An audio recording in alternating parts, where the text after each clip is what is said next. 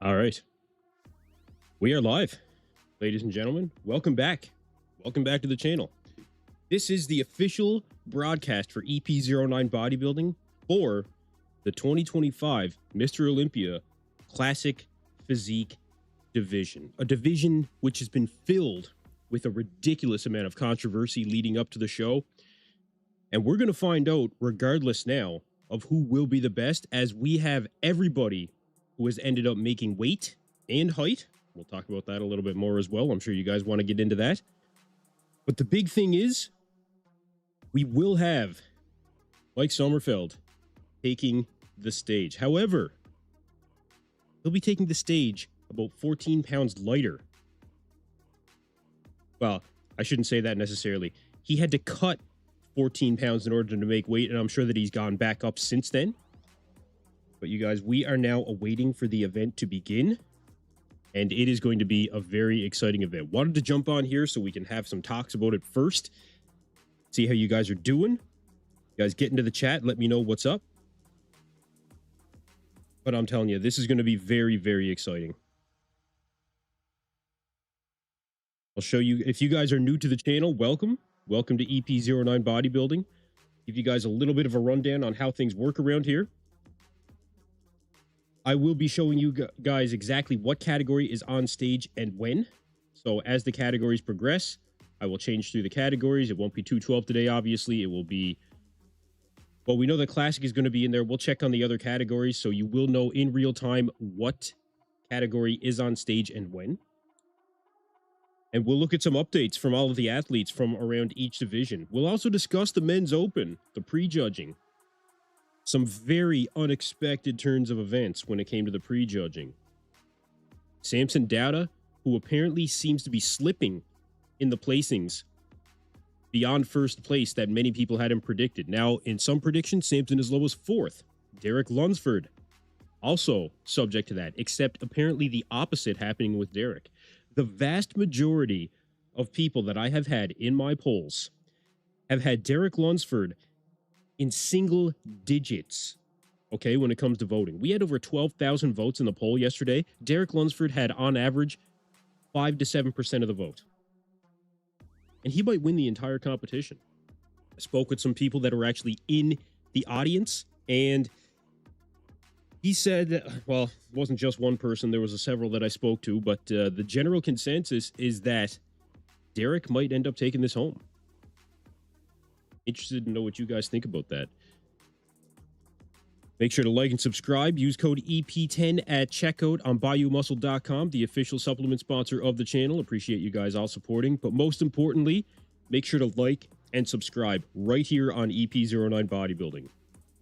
See what you guys are saying in the chat. Daniel Baca, let's see what my gym mate Andy Paradise can do in Classic. Oh, okay. First Olympia for him. Won 3 pro shows in a row earlier this year. Well, that's interesting. That's very interesting. Let's see what kind of damage he can do. Awesome. I'll have to look him up. Forrest Smith, welcome back. Mike's going to be flat. Bass Mindset, thanks a lot, man. Hey, thank you for being here. Appreciate you guys being here. After watching the Mark's Max video, Derek is winning. Mark has a way of really highlighting athletes for better or for worse. You know, for exactly what they are, without question. Webslinger79, everyone who were at the show had Derek winning too. I did hear some saying that they had Nick winning. Or sorry, not Nick. Nobody said they had Nick winning, unfortunately. Which was a big shock. Andrew Jacked. I saw some support for Andrew Jacked out there in the bodybuilding world, actually. Alan Minch, looks like it's going to be Derek, Andrew, Hottie, Samson, Martin, Nick. That seems to be where they had it after prejudging. It could all change tonight. Who knows? Well, that's an interesting thought because it seems that Samson kind of has the most room to improve between now and prejudging. And that's generally what I'm hearing out there in the bodybuilding world, which I tend to agree with. We'll take a look at some of the competitors. Why don't we start with Samson? You may as well start there.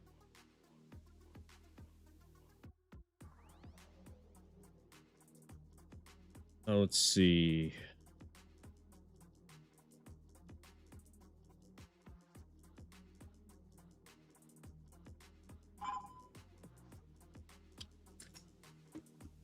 Okay.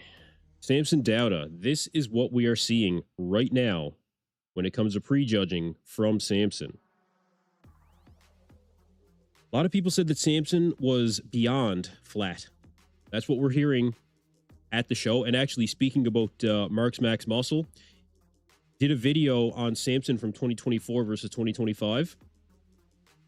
You guys, Samson, honestly, I don't want to sugarcoat it, looks deflated in comparison to what he was last year. A shell of the package that he brought when he won the Olympia in 2024.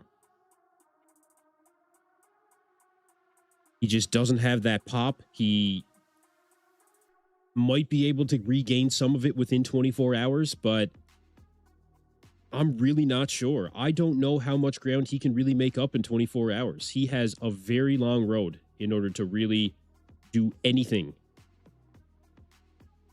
to try and get in that contention for the title again. I don't know what he can do. He does too much, and he runs the risk of spilling over. He does too little, he remains the same. I am guessing that we will see an improved version of Samson Dauda tonight, but I just don't know if it's going to be enough for him to be able to really be in contention to even win the finals. Who knows? See what you guys are saying in the chat. Appreciate you guys getting into the chat. Dalton Smith, one leg asymmetrical. A lot of people were saying that about Hottie, actually. A lot of people were saying that about Hottie. You don't often hear that about Samson. Even Andrew looks better. Oh, Andrew was fantastic. Andrew was the shock of the Olympia. He was the shock. Finally, Andrew Jack may actually be showing up. Mark Smith says, remember Phil Heath? They called him Mr. Saturday Night. I certainly do remember. Certainly I remember that.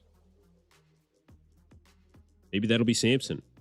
Martin says that he comes alive on Saturday night as well. We'll take a look around the field at all of these guys. Let me know who you guys want to see next. But the fact of the matter is, Samson tried to play the conditioning game, and he thought he had enough muscle to really carry him through. He thought he could drop down lower than he's ever gone before.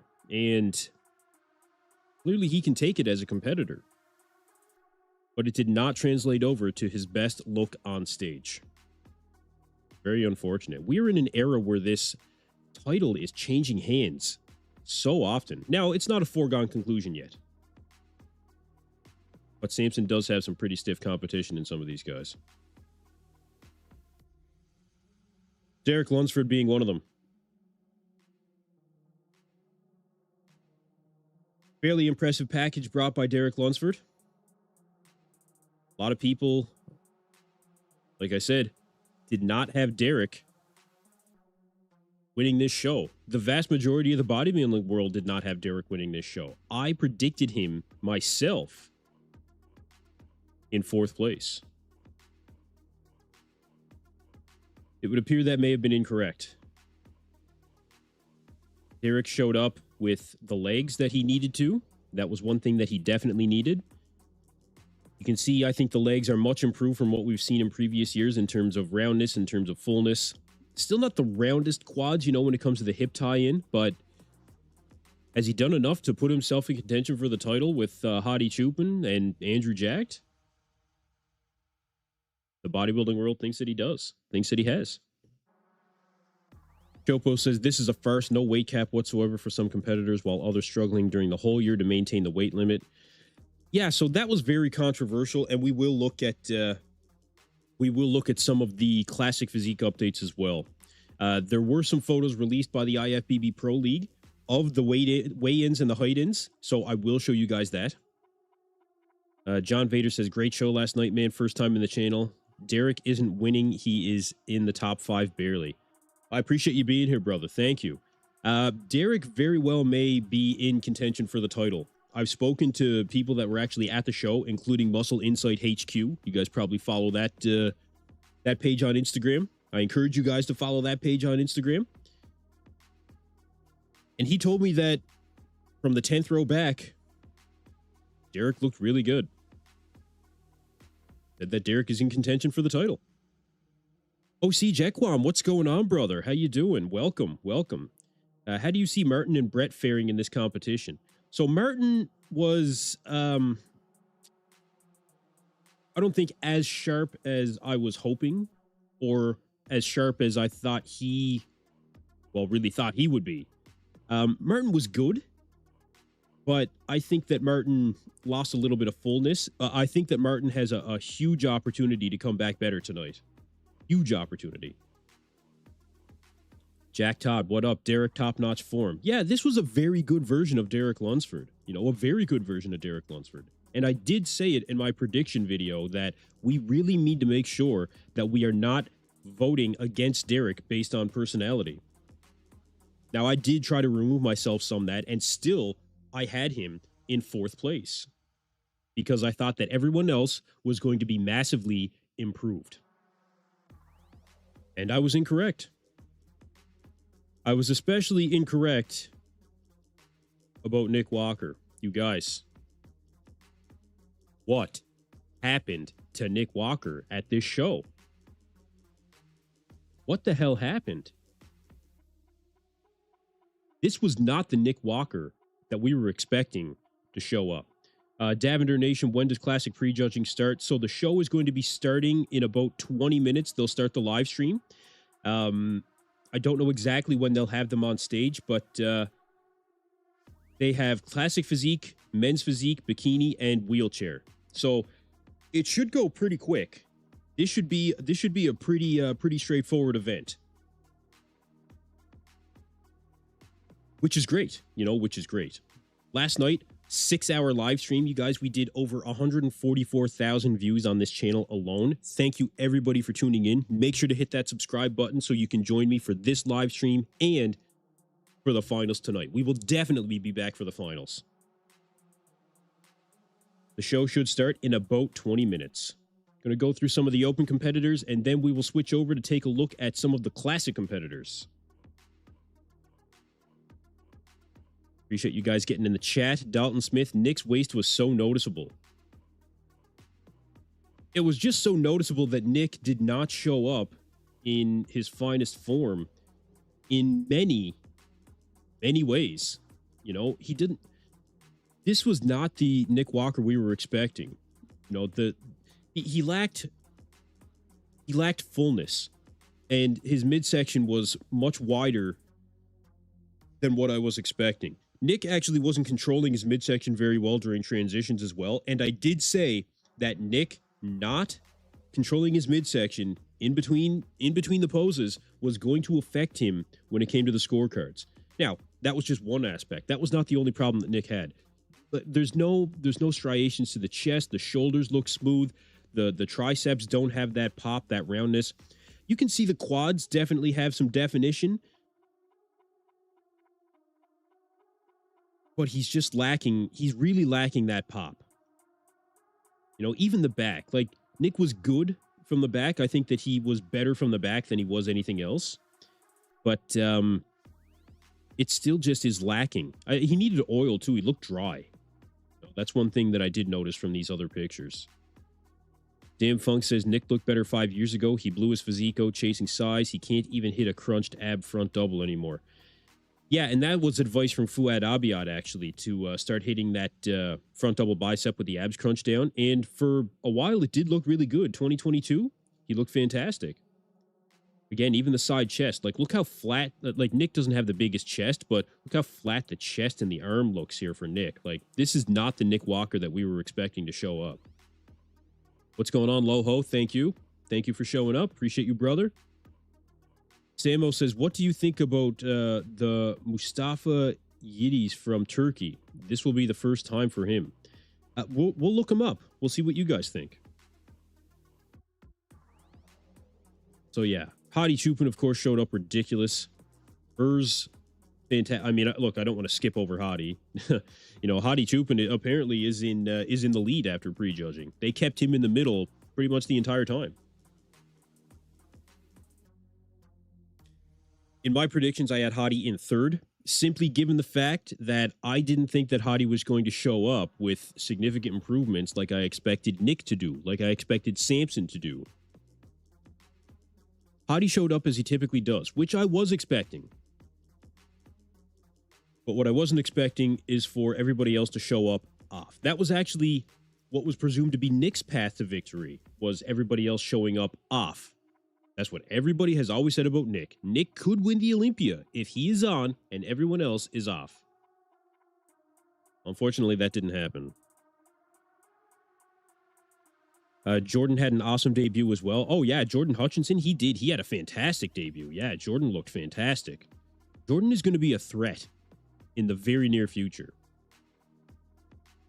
But right now, I think it is between, for me, from where I'm sitting, between Hadi and Andrew Jacked. Andrew was the surprise of the show. Andrew showed up finally the way that we've always wanted him to. Not perfect, but certainly reminiscent of what we feel is his potential. Look at the size of the arms for Andrew in the front double bicep. You know, he's always had good arms. Now they look great. Now they look fantastic. The quads, feathering in the quads. We're still not seeing that detail for the inner leg, but look, Andrew showed up, and Andrew is pushing right now for top 2. Andrew is definitely pushing for top 2. Loho says, Hutchinson, I'm telling you, with an improved back, bright future. Absolutely. Bigger arms, too. This was one of the things for Andrew that I wanted to see improved was Andrew, this pose shows he's Mr. Olympia. If it was a front double bicep competition, Andrew would be Mr. Olympia. You know, he would be 100%. Same thing. You could argue the same thing with front lat spread and abs and thigh. But the side chest was something that I did want to see improved on Andrew. And I think it is better. You know, I think it is better. He needed more arm thickness. And although I don't think he's posing this as well as he could, I think that we are seeing an improvement in overall size from the arm, which is something that Andrew desperately needed when it came to that side chest. He's not looking like he's thin in this shot. Even though I don't think it's perfect yet, I think that he's looking better in this shot. Mr. Palpatine, so many idiots thought Urs would get in the top 10. Guy is smaller than anyone on stage with narrow width and no back. I did not have Urs in my top 10, and I think it was foolish for anybody to think that he would have been in the top 10. I have him around maybe 13th. Urs, I think, will do well, like I said last night. 2 years. Give him 2 years if he puts on the size that I think he will. And he'll have a shot at that top 10. Andrew looking much better in the back as well. The back always looked good in the upper body, but now we're seeing more detail in the lower body. Although we do still need to see more separation in the hamstrings. This is improved. You know, and improvements are what the judges are looking for. Definitely what they're looking for. We're seeing more striations in the glutes from Andrew than we've seen. Well, we did see it back at the 2020, I want to say 2022 Arnold Classic or 23 Arnold Classic when he trained with Psycho Lewis for the first time, but it was 23. But he was so thin. You know, they sacrificed so much muscle for conditioning. It didn't work. It's essentially what Samson is going through right now. So the Mona Lisa has shown up. You guys, we got Classic starting in roughly, we got the live stream starting in about 15 minutes. Why don't we get to some competitors in Classic, shall we? You guys let me know if that's what you want to see. Take a look around the field. We can come back to some open stuff if we wanted to. Who do I like in the 212? I really like Sean Clarita in the 212. I guess I can pop that up for a second as well. Sean Clarita showed up and pushed Keon Pearson more than I think anybody was really considering. Nobody expected anything to happen in 212 but for Keon to absolutely dominate, and Sean Clarita, I think, pushed him to what I'm expecting to be a one-point decision.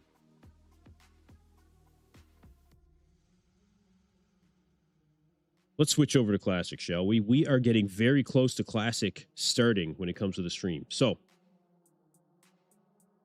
the latest from Mike Sommerfeld. 26 minutes ago, you guys. This is the current version of Mike Sommerfeld. Having to drop 14 pounds in order to make weight after being heighted in, where he had to weigh 204.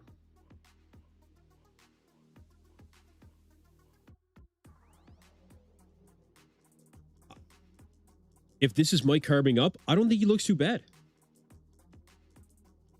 Mike captioned this: muscle filled with carbs slowly and successfully. Everything comes together perfectly. After 50% of carb loading, we got muscle contraction back and my body is getting fuller. Now we cut the water and get crispy. Let's work.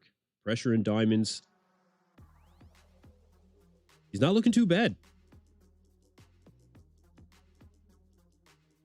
Lucas Rutkowski, how you doing, brother? Unfortunately, Nick missed the peak. Let's call it as it is. Yeah, he did. Yep, he certainly did. So we are seeing Mike definitely has that conditioning. Now it'll be a matter of if he can bring that pop to the stage. Classic prejudging should start very shortly, you guys. Like I said, there's only 4 divisions in this afternoon live stream. We have the classic physique, men's physique. We also have the women's bikini, and we have the wheelchair division. So this should be nice and tidy. Get us fired up for the finals tonight. And we will have the classic finals tonight as well, you guys. Make sure to hit that subscribe button. Make sure to tune in here on EP09. I will be going live at about, what time will it be? 9:15 Eastern. I'll be going live again tonight. You don't want to miss it.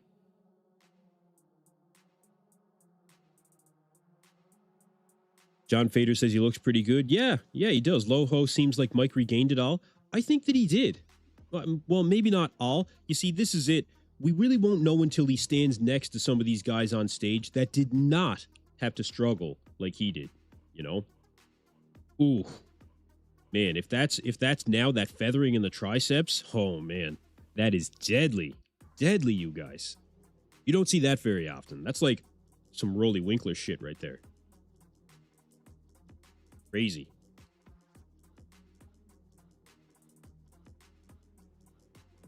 What do you guys think? Mike Sommerfeld, is he taking home the win? So far, over 1,000 votes in the poll. We have Ramon Dino at 60%, Mike Sommerfeld 31%, Terrence Ruffin 6%, Logan Franklin at 3%. That actually surprises me. I would have thought more people would have Logan maybe a little bit higher in this poll. Lucas Rutkowski, I hope Mike won't win. Not a lot of people are a fan of Mike Sommerfeld after some of the antics that he's gone through. Now, I will show you guys the height-ins, the pictures from the height-ins that the IFBB Pro League did post on their page. We wanted transparency, and we did get an amount of transparency. They did post some pictures, and I'm glad that they did. You know, not hiding any. Well, it would have been better if they would have simply just shown the live stream, but they decided not to do that. Like I said, they did post some pictures, and I would actually here we go. Not the clearest pictures either, you guys, unfortunately, but we are seeing these athletes with their height and their weight. So you can see Mike weighing in 202.4. Ramon Dino heighting in, right? So they got all the big names. Mark Smith, what are your thoughts on Regan? He keeps doing the Olympia, and this year won't make the top 10. He has a beautiful family and business. Why keep trying and may damage his health? When it comes to Regan, I think that he still is trying to prove something to himself. I think that Regan is the kind of competitor that continues to push himself because he's not meeting the expectations of his fans. I think it really bothers Regan to be called an Instagram bodybuilder. And I think that Regan is a true competitor of bodybuilding. I just think that he has a very stubborn physique that's very difficult to figure out. And I think he's got to stop coach hopping. I think that's got to stop.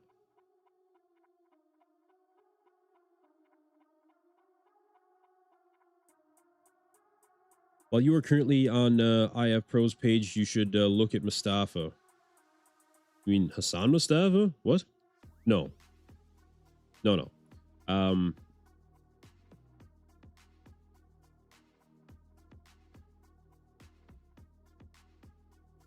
Here, let's keep going through some of these competitors. Terrence Ruffin, a serious contender for the title this year.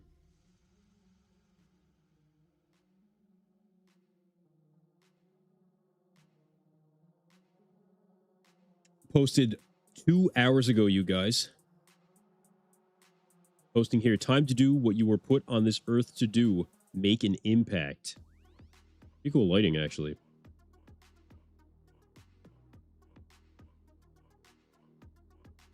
Yeah, Chapo 1, I don't want cropped pictures. I want the live stream and public weigh-in. That's what we all wanted. You know, we all wanted that. And that's what they should have done. They absolutely should have done that. They decided not to. Very unfortunate. Very unfortunate. But Terrence Ruffin, make no mistake, is a serious title contender. Didn't have to struggle to make weight this year.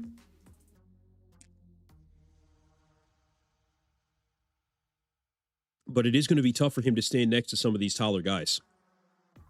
It's going to be tough for him. Actually, they're just vibing. What's going on, just vibing? Welcome back. For me, a 5'4" guy can't win Classic. He's too short. I think it depends. I think it depends.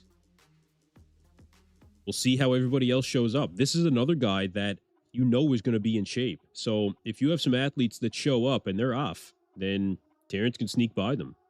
He has fantastic presentation. And no, I think that he has something to prove. Peter, Matt Grego update picks. I'll get to Matt Grego for sure. Yep, I'll get to Matt Grego. Just vibing. He should compete in 212. That'd be interesting. I think that'd be interesting. I don't think some of these guys see 212 as a great career move. No, I don't think all of them see it as a great career move, honestly.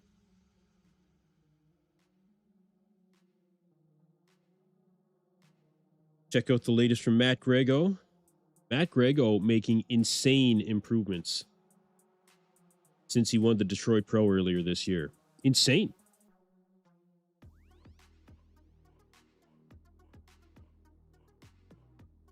Matt Grego, a lot of detail in those quads, really sweeping quads as well. The arms have grown in size, and that's one thing Matt Grego desperately needed, was to bring up those arms. He's done it. He has certainly done it.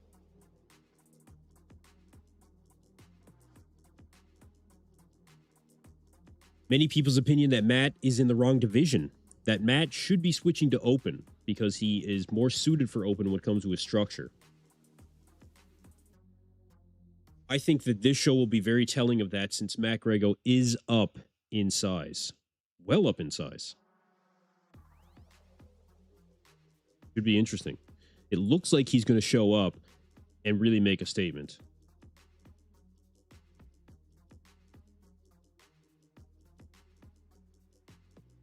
You can see that arm thickness definitely has improved for Matt Grego. Side chest, excellent pose for him. When he showed up at the New York Pro a couple of years ago,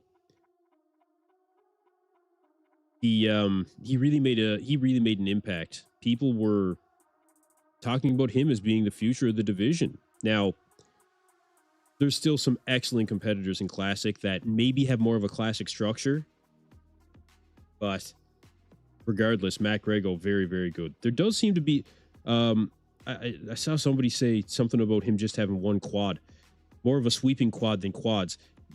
I don't know if it's just an angle thing or a lighting thing, but it does look like the one quad is sweeping more than another. I don't remember Matt having that particular imbalance, but hey, we'll see what he looks like on stage. You got to have that balance in Classic. That's for damn sure. But Matt Grego, looking to do some damage. Does he make top 5 this year? He's already defeated Wesley Vissers. Defeated Wesley Vissers at the Detroit Pro. defeated a 2-time Arnold Classic champion. This guy's got to be taken seriously.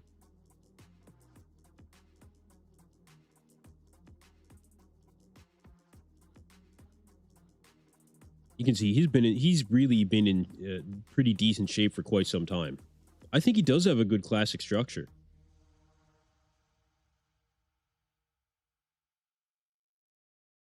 Do I still think that he could be well suited for open? Yeah, I think so. This is when he defeated Wesley Vissers at the Detroit Pro.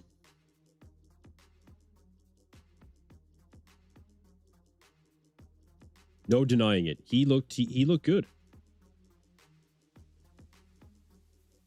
Let's continue on.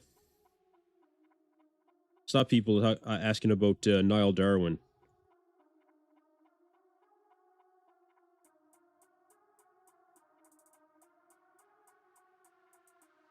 See if I can find him.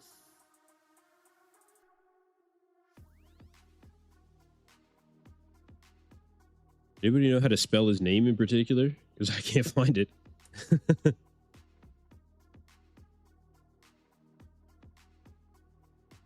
Oh, there it is. Okay. One Punch. Oh, yeah, that's right. One Punch Nas. That's what. Okay.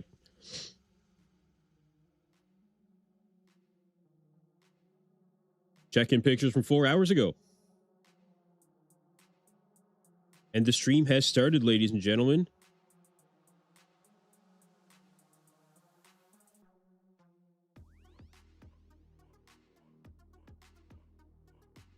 Bob Ciccarillo currently on the mic. The stream has started. Get your votes in on the poll, ladies and gentlemen.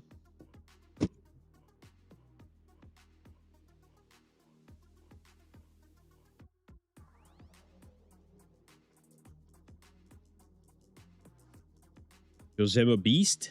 Yeah, I see Josema Beast. Yeah, the stream has started, everyone. Let's see who we end up with first. Bob Ciccarillo asking the crowd if they're ready. And, of course, he'll ask them again.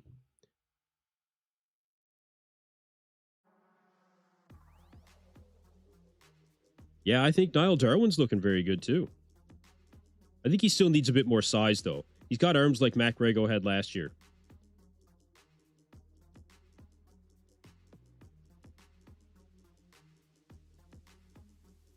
Logan Franklin, on the other hand.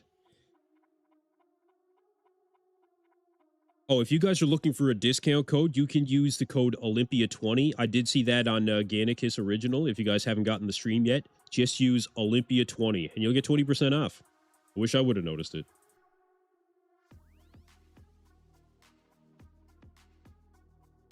All right, the show has started, you guys.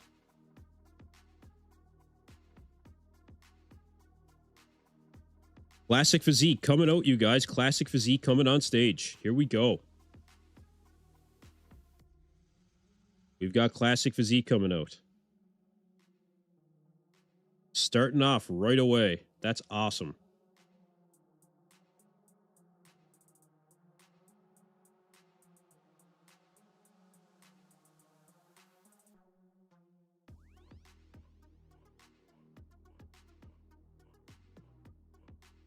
All right, they're getting into it.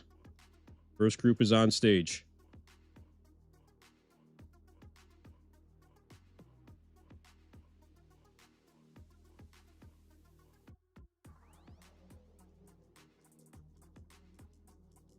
All right, who do we got on first?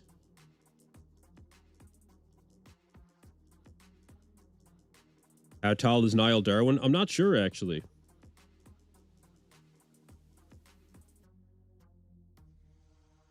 I think Nick might really be 8th, as Bob Ciccarillo said. I was thinking about that, actually. Okay, we got Breon Ainsley right in the center. There's a lot of competitors in Classic, you guys, so they'll have a lot that they need to get through. Let me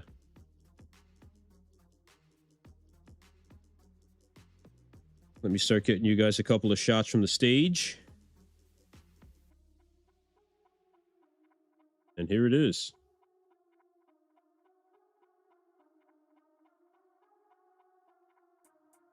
Okay, group 2 coming out.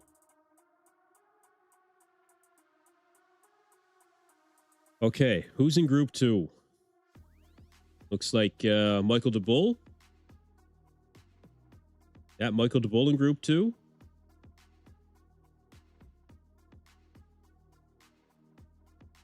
Logan Franklin in Group 2.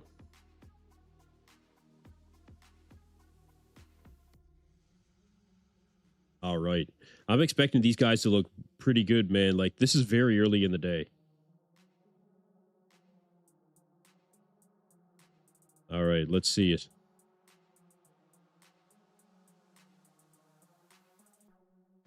Michael DeBull ended up having to drop a decent amount of weight, 7 pounds, in order to make it to in order to make weight. He had what, an hour or two to do it. He actually posted a snap where there was like 6 or 7 classic guys in the sauna just trying to sweat it out. 10 people did not make the weight in classic. Okay, back double.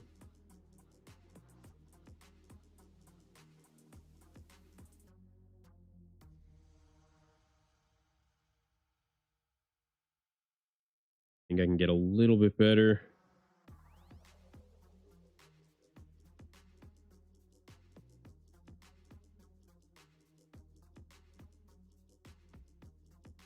Background's not terrible for these guys, I guess. Okay, another front double. Loho, I'm going to give Franklin some love and go for him. I love it.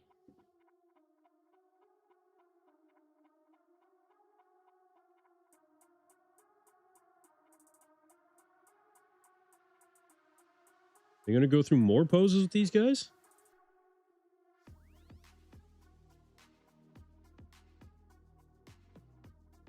Front relaxed. All right, everybody filing off there for Group 2. Logan looks like he's on. Okay, next group coming up.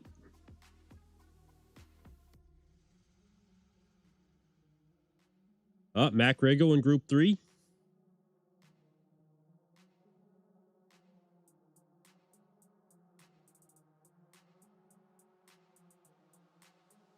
Okay, we've got Matt Grego, who's Matt Grego is way overstepping the line.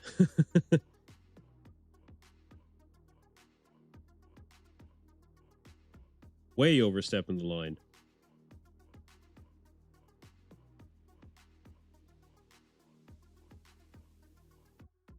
Lot of competitors, you guys. Logan is the third from the right in this picture.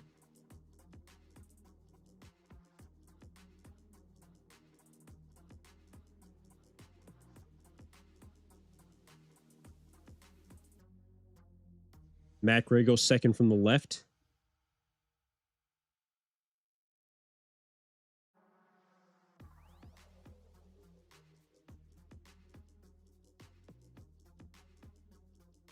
Okay, some very shapely guys in this division, man. Very shapely.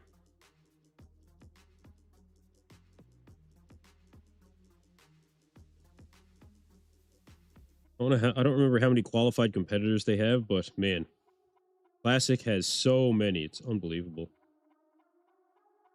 One thing they really had to whittle down. It was just getting to be way too much. I don't know if Matt Grego nailed his peak. I'm not sure yet.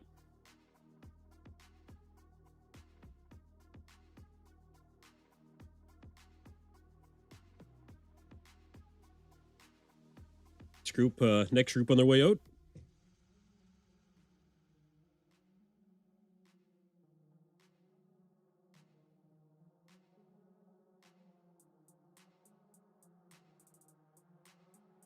Okay. Oh, Horse MD. Horse MD on stage. Making the switch over to Classic.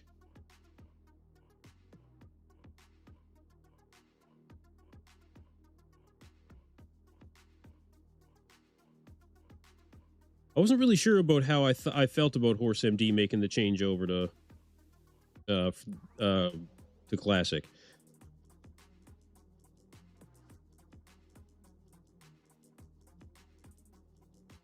I think he blew at his midsection. when he went for open. Horse MD being the third from the left. Back double bicep, probably Horse MD's worst pose, and it has certainly not gotten any better in Classic. Let me tell you, still is worst. Got the worst back double almost of all time. Honestly, I hate to say it, but it's true.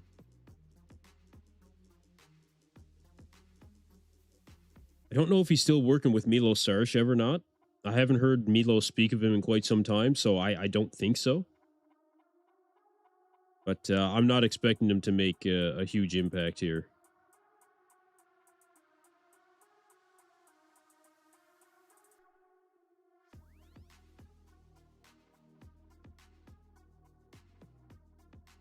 Next group coming out.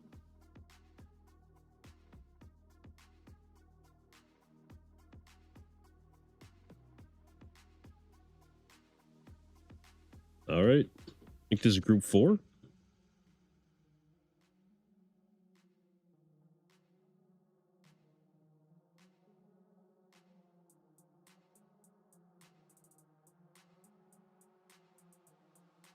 Okay. We're learning the line stepping tricks from Derek. Yeah, honestly.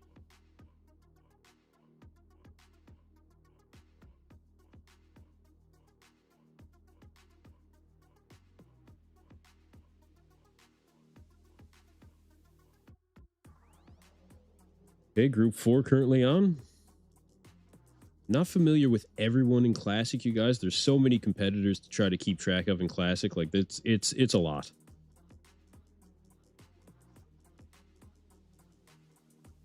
Still haven't seen Mike Sommerfeld as of yet. Where did Horse qualify? I'm actually not even sure of that, to be honest with you.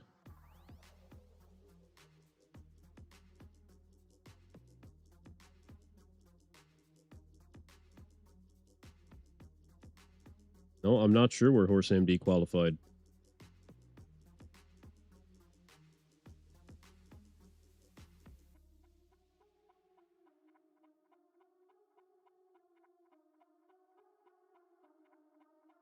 Okay, next group.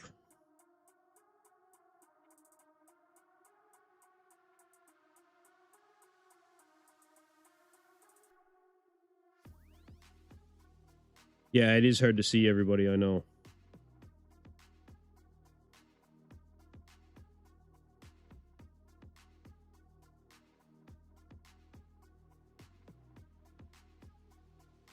Ramon Dino on stage.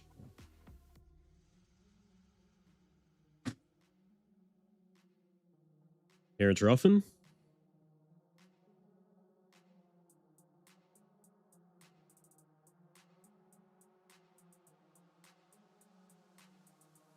Hey, Terrence Ruffin in the center.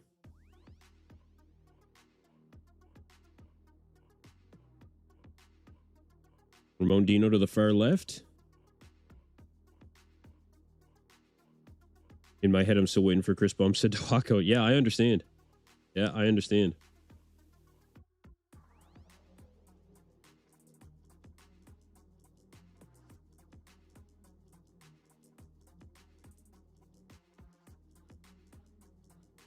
All right, I'd say Terrence Ruffin looks on. Ramon looks on as well.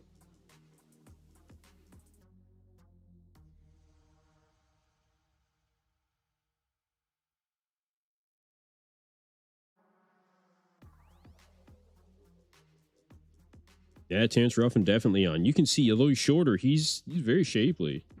He might end up doing well. We'll see how he compares.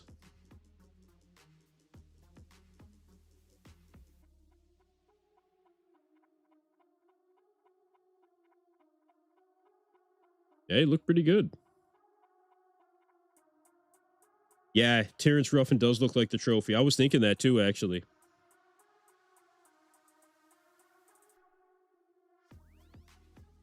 All right. I think we've got Mike Sommerfeld coming out now.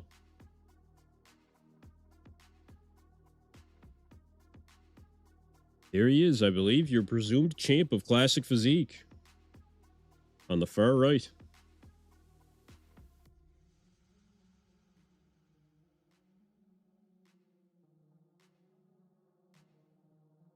There's Piotr you guys were looking to see. Okay, here we go. Mike Sommerfeld on the far left. Or sorry, on the far right, rather.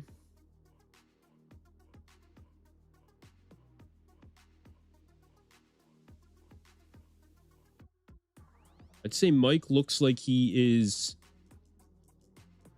I'd say he's in pretty good condition. I don't know if he's in as good of condition as what some of these guys are.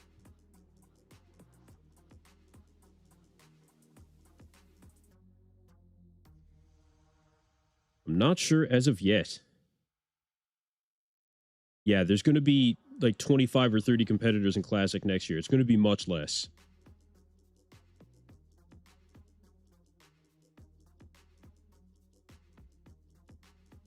I don't think it's going to be a foregone conclusion as much as it was last year of Mike being, you know, the biggest contender for this title. His midsection looks a bit washed out.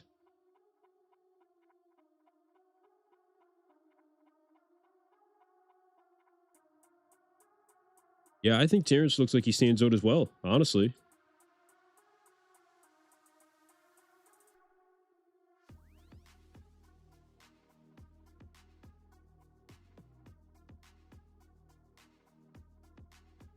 Okay.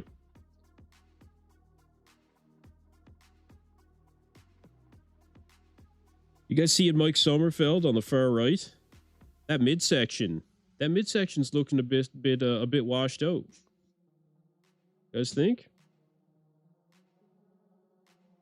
Individual presentations coming up, you guys.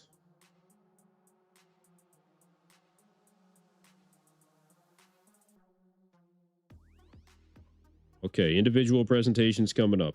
What do you guys think about the initial thing, guys coming out? Jason says no chance Mike wins. Harsh. Oh, no chance. I don't know. I think Mike's got a chance.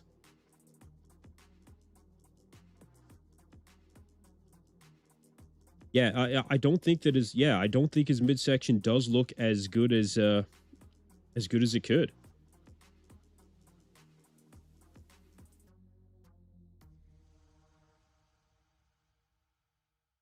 Yeah, I'm not sure. Seems like something is missing there. But again, Mike did have to cut a lot of weight. Like 14 pounds, where he was... I don't know. Maybe it's really affected him.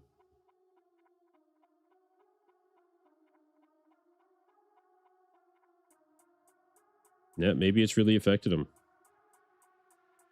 I don't think he looked too bad from the back. But I'm not 100% sure on how Mike Sommerfeld is going to compare. He will also have tonight. See if he can make up some ground, but he's going to have a ways to go. Bill Jose says Mike is a punk. So happy if he and Nick lose.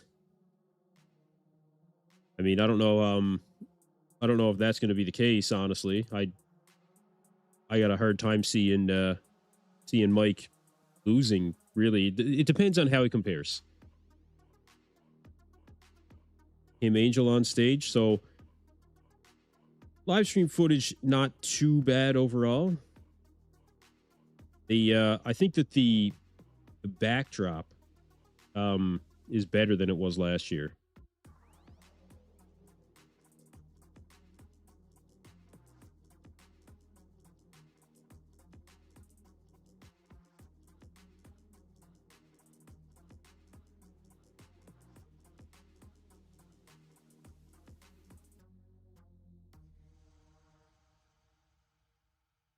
Yeah, this does seem like it's a lot better than last year. Sommerfeld legs look small from behind. Yeah, they did, actually. Yeah, they did. Okay, Breon Ainsley coming out. Here comes Breon. Here we go.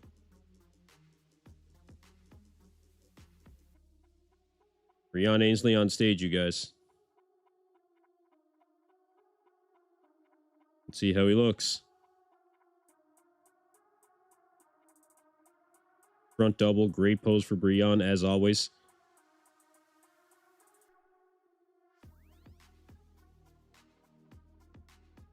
See how he looks.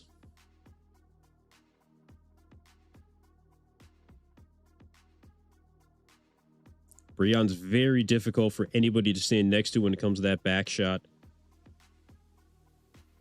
Excellent shot for Breon. He looks on here. He looks like he's on. He looks, honestly, as good as ever.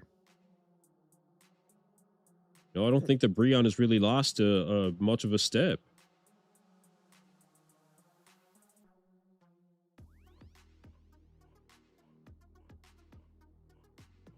Still looks fantastic. What is he, 45 now?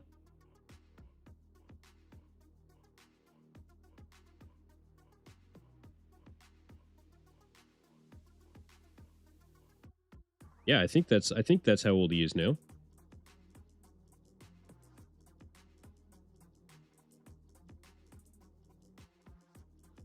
Breon looks good.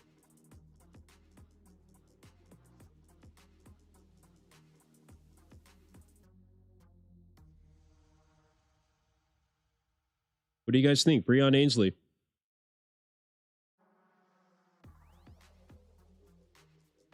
Contender for top 5? I got a hard time seeing him outside of the top 5.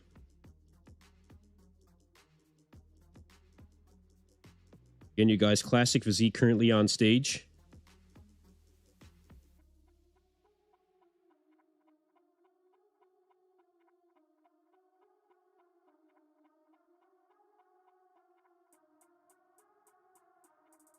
Yeah, it looks good. Justin Batterina taking the stage. Justin is someone that everyone is expecting to do very well over the next couple of seasons. See how his conditioning is.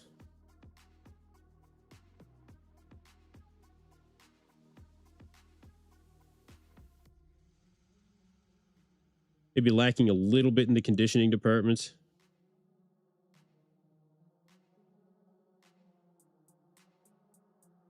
Very good shape overall, but I think he's just lacking when it comes to conditioning. Yeah. You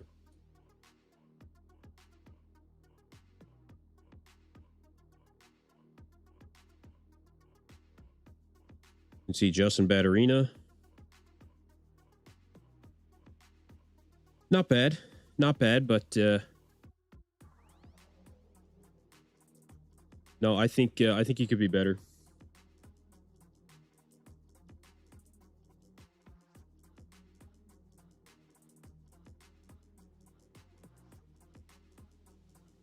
Alex Cambronero coming on stage.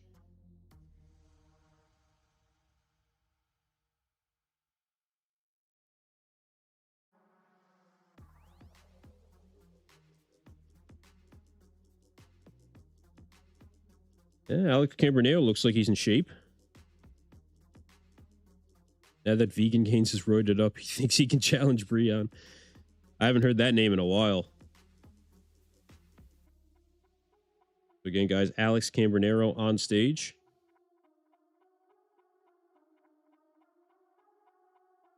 So you guys, Alex Cambronero.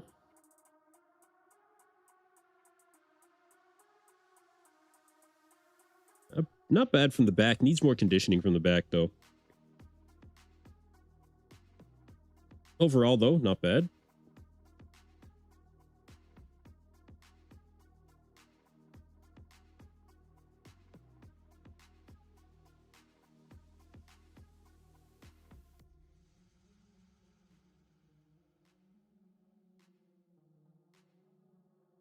Get a few Korean competitors, actually. The Korea Pro, one of the best lit shows that I've seen in quite some time.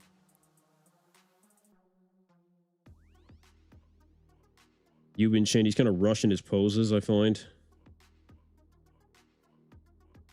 Yeah, he's not really holding his poses.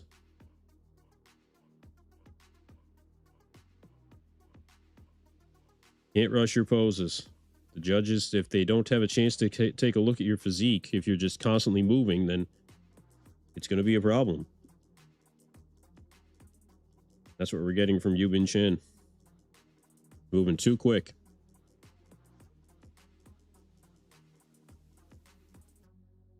Not bad from the back.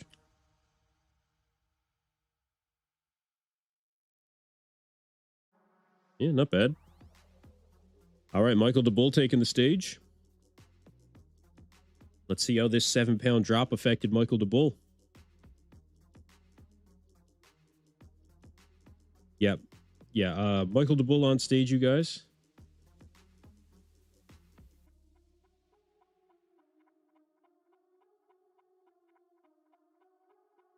All right. First look at Michael DeBull. What do you guys think? Looks pretty good.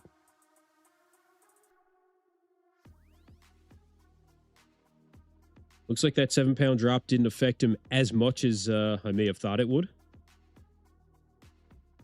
Didn't see a lot of updates from Michael DeBull going into this show. Oh, yeah, the quads are really on for Michael DeBull. Niall Darwin taking the stage now. But yeah, Michael DeBull looking very good.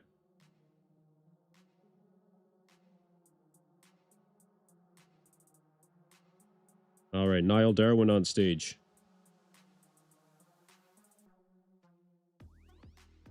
Oh, yeah, good front lat spread. Good front double. He looks pretty good. He was recently on Fouad Abiad's podcast.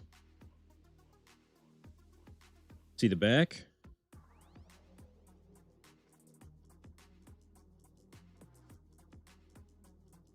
You guys, Niall Darwin? I said not bad, right? Not bad.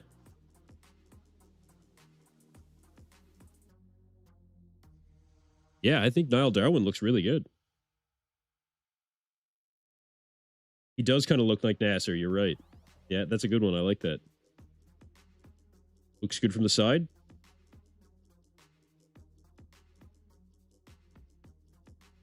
Not bad. Yeah, Niall Darwin might end up doing well here. Might end up doing very well.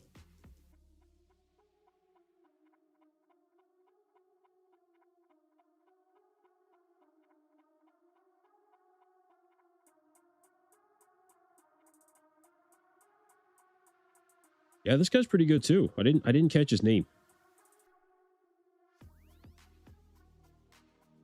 I needs more conditioning from the back. This is Niall Darwin currently on the screen. He said looks really good.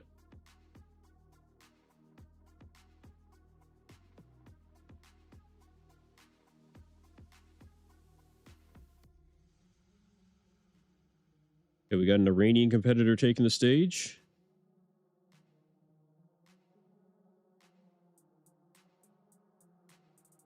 Mason Eskandari. Let's see how he is. Mason Eskandari. Another Iranian that made it this year. Good for him.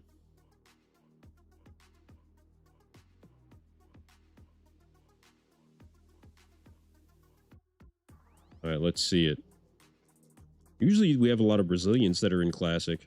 I don't know how many Brazilians are in Classic this year. This is Mason Eskandari. Not too bad. Now, Classic is a very competitive division, you guys. Very competitive. Oh, he's really good from the back. Look at this.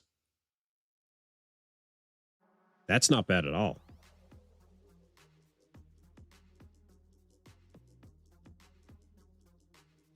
Austin Espy taking the stage.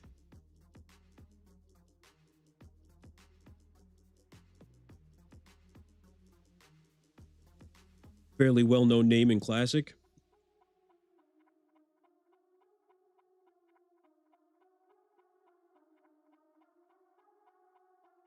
All right. Let's see how Austin Espy's looking. Good side leg. Good side chest.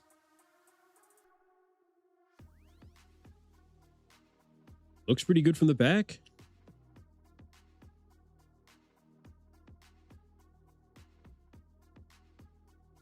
Okay. Austin Espy. Not bad. Logan Franklin taking the stage. Colombo thinking he's the best Nasser impersonator. Certainly not. All right, Logan Franklin, ladies and gentlemen. Let's see how he is. This guy's been making some serious noise the last couple of shows that he's done. Conditioning looks good. Very well known for being a very artistic poser. Definitely seeing a lot of detail in the back.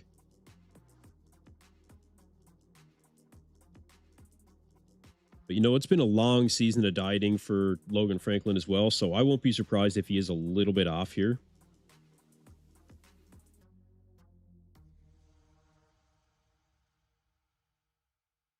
Quad detail looks good.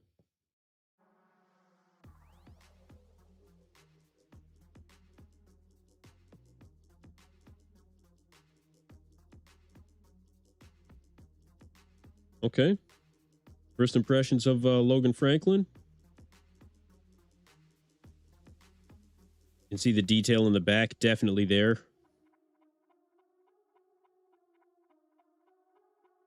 Detail from the side, not bad.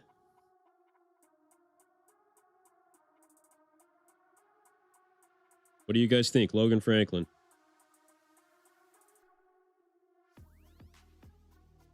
Like I said, quad details there. The abs look pretty good. Glutes not really dug in, unfortunately, but from the front, Darwin's really... Yeah, Darwin was very impressive from the front. You're right.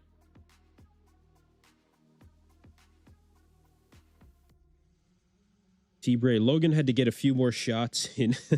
Andrew Jack should take notes. Yeah, you're right. Hey, Logan is a veteran of the stage, you guys. A veteran. I think he looks pretty good here.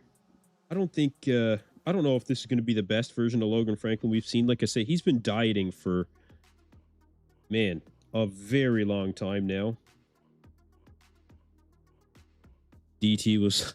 Logan was like, I paid a shitload of money for my gear. I'm not leaving quite yet. Honestly.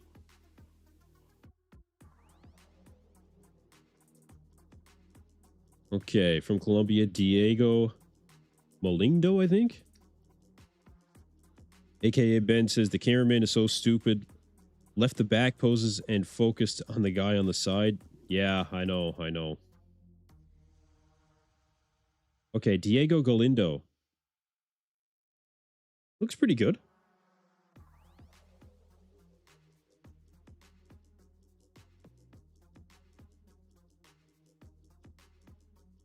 Okay, Diego Galindo. Check this out. That's not bad. Not bad at all. We should see Mac Rego coming up here. They're into the G's now. Davey Addict, what's going on, brother? Man, Logan is good, but I don't see him being in the top 3. Nah, I don't think so.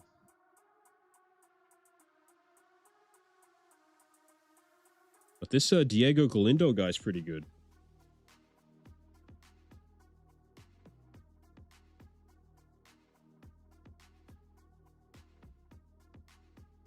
Sunmeet Gill currently on stage. Like I said, you guys, we should have Mac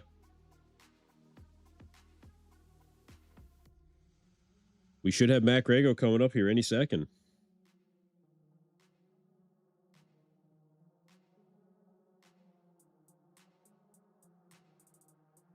Sunmeet Gill currently on stage. I don't think he'll have much of an impact in this lineup, but, you know, decent conditioning. You know, we'll definitely say decent conditioning.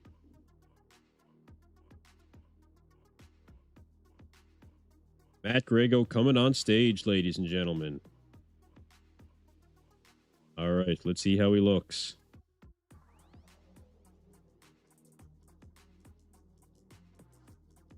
All right, Matt Grego.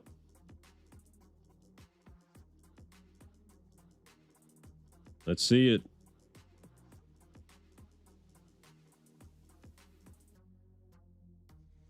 Yeah, that first call out is going to be stacked. Big time. Big time. All right. Back for Matt Grego.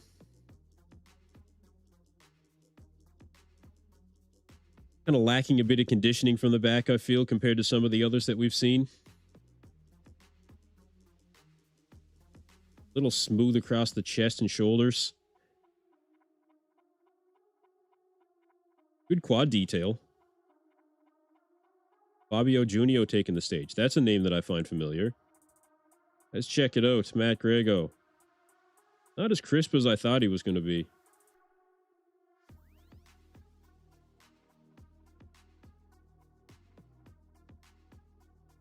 This Fabio Junio guy's really good. Holy shit. But yeah, I think Matt might have missed the mark a little bit here, you guys. Honestly, I think he might have missed the mark a little bit. Fabio Junio though is stacked, you guys. Stacked. Man, look at this. Look at this. Look at this. Fabio Junio is on, you guys. Like, this is on. Oh, Branch Shin Kang on stage. Now, Branch Shin Kang is someone I was really looking forward to seeing because this guy just has such a ridiculous structure. I think he can do very well. I think he has a really good classic shape. I think that he's showing up with good conditioning here, too. See from the back. Yeah, hamstrings are dug out. Glutes are in. Pretty decent detail overall. No, I don't think that the tan is off for a lot of these guys at the Olympia.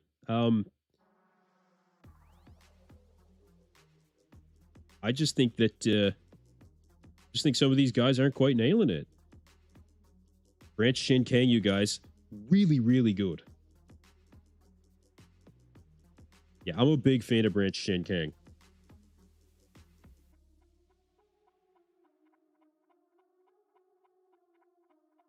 Wow. Look at the quad detail for Branch Shin Kang. Really good. Really good. Man, he's got to be happy with that.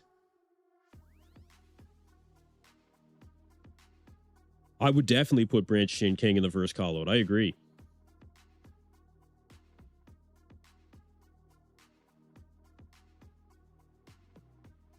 I think I got another shot of Branch Shin Kang here. He's really good. He's got really good classic shape. Definitely showing up in condition. Rilo Khadiv coming on stage. That was looking pretty good too. And a lot of these guys in Classic are bringing it. Matt Grego might find himself in trouble trying to stand next to some of these guys that are just showing up in really good condition.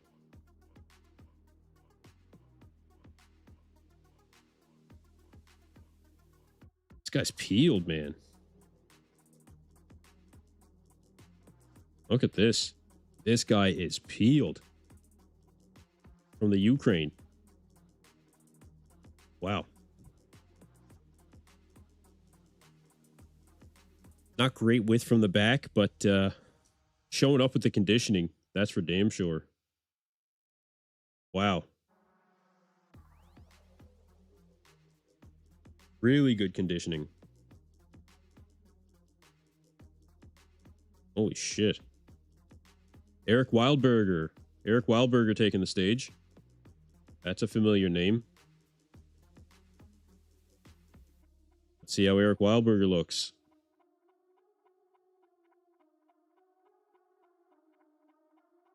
Okay. Quads look good.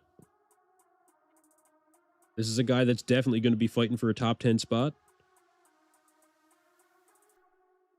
I think he's still lacking a little bit of overall size, but really good width across the chest, I think.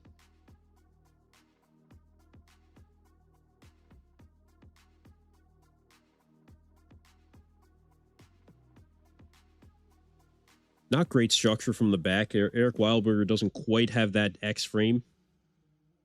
Is Sun Meat good? Sun Meat wasn't bad. Yeah, he wasn't bad. Eric Wildberger, you guys. I just feel like Eric Wildberger is he needs bigger arms, and he needs to keep that midsection in check.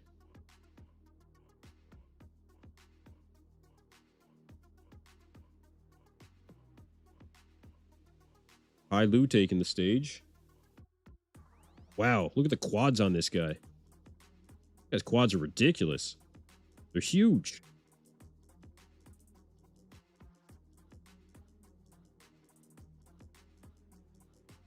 Look at the quads on Kai Lu. Look at this. Man. Like, those are otherworldly. Holy shit. Really good conditioning from the back, too. Really good. Look at the conditioning from the back here. Look at this. Excellent. Nailed this peak. Absolutely nailed it.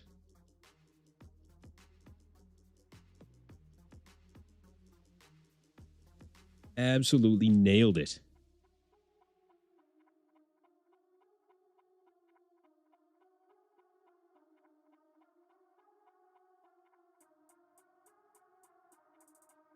Miguel Malimo now taking the stage.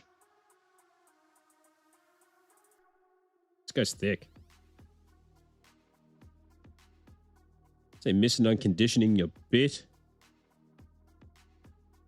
Decent structure, though. Yeah, this guy Kai Lu, look at the conditioning factor for this guy. Man, he nailed it. Yeah, he absolutely nailed it.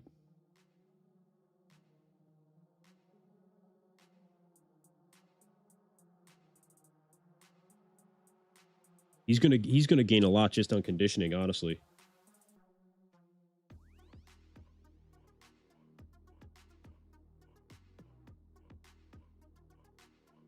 Yeah, Branch Shen Kang. Yeah, he was diced too, man. Andrea Mamoli, that's a name that I've heard before.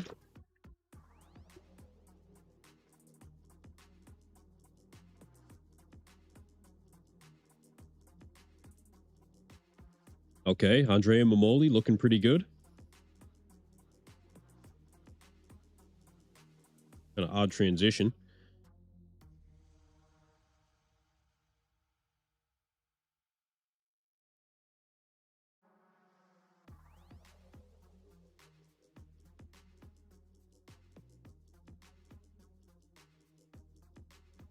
Andrea Mamoli looking pretty good, I think. Good side leg. Needs to work on his posing. Kind of awkward in his poses.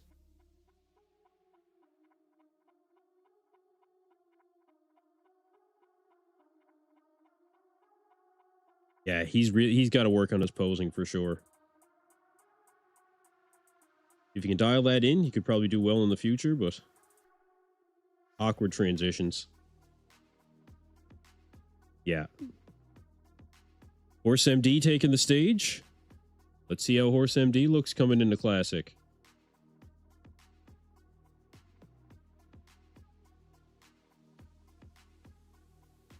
All right, let's see it.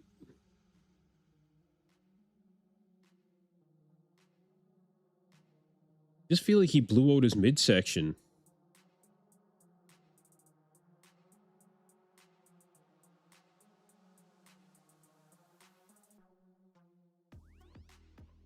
Decent side leg. Pretty good detail on that side chest. Shoulder, arms, not bad.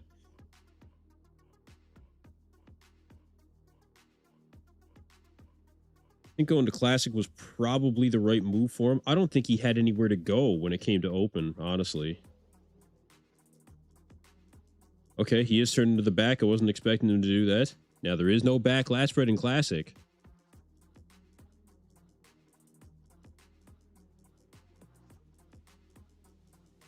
Yeah, not great from the back. I'd say this is half decent for Horse MD, but that's about it. He does look a bit soft. Oh, Fabian Mayer taking the stage. We're expecting Fabian Mayer to do some damage here. Absolutely expecting him to do some damage.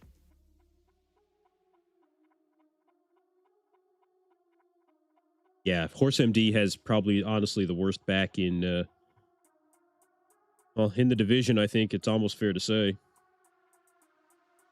Fabian Mayer, though, show you guys. Good quad detail.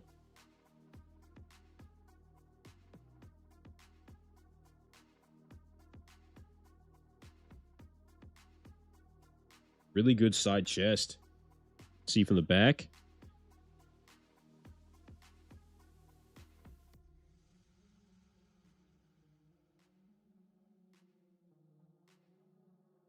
Not bad from the back.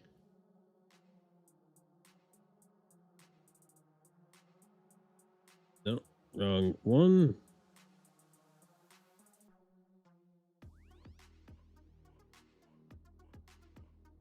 Yeah, not bad from the back at all. Matthias Menegate? Menegate? This guy looks pretty good. Really good, actually. Look at this guy, Matthias Menegate. It's pretty damn good.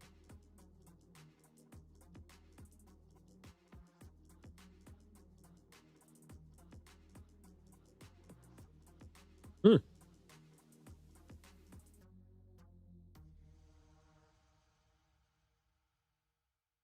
Looks really good from the back, too. This guy could see being a top 10 contender.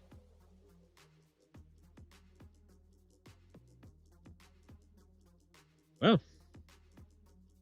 Watch out for this guy. Kenny Morera taking the stage now.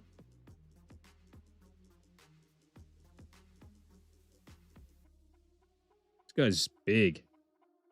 Structurally, he's really big. He looks very tall.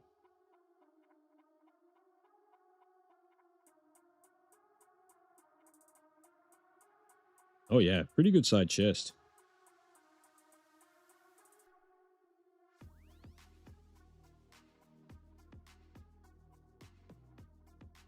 Good back double. Pretty decent anyway.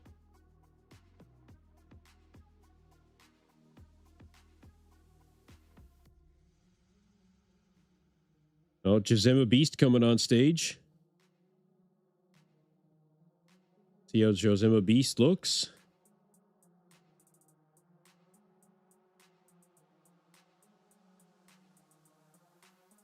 Looks pretty good. Really good conditioning.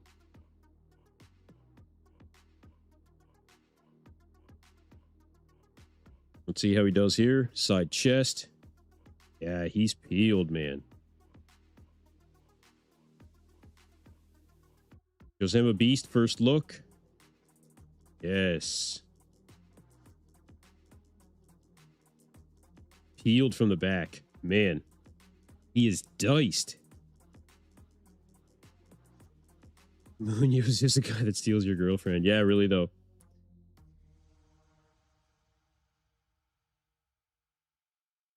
Wow. Josema Beast. He showed up, man. Josema Beast looks really good. Look at the quad detail, man. He nailed it. He nailed it. He'll end up in this top 10, I would say.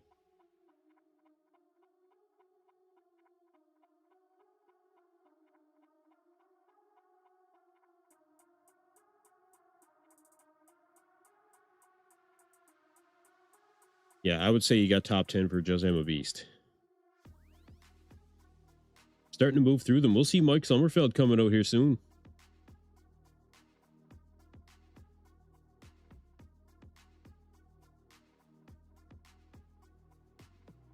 Why is bro looking at my soul?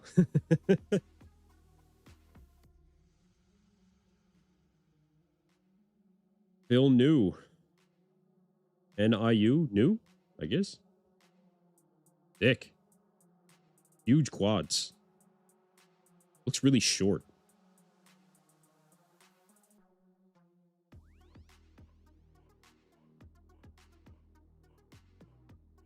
Decent posing. Yeah, decent posing. Guy needs more conditioning, but pretty compact little structure. Like, I don't think he's too bad. This is a tough lineup, though, right? I mean, there's so many competitors. It's hard to stand out unless you're really bringing it, especially when you're a shorter guy in stature for Classic. You know, that makes it tough.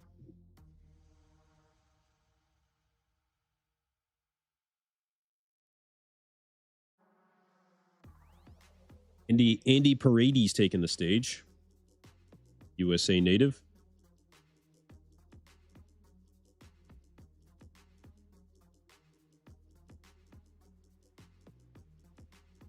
This guy's not bad. Good structure, decent conditioning.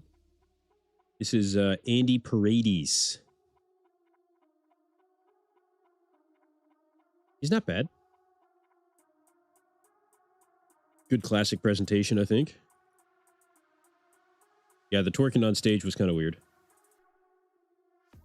Good side chest.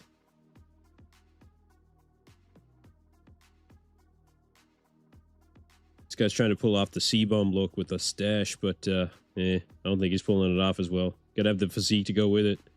You get a physique like Chris Bumstead, you can pretty much have any stash you want. Oh, Jae-Hun Park taking the stage. This guy's supposed to be really good too. Jae-Hun Park, here we go.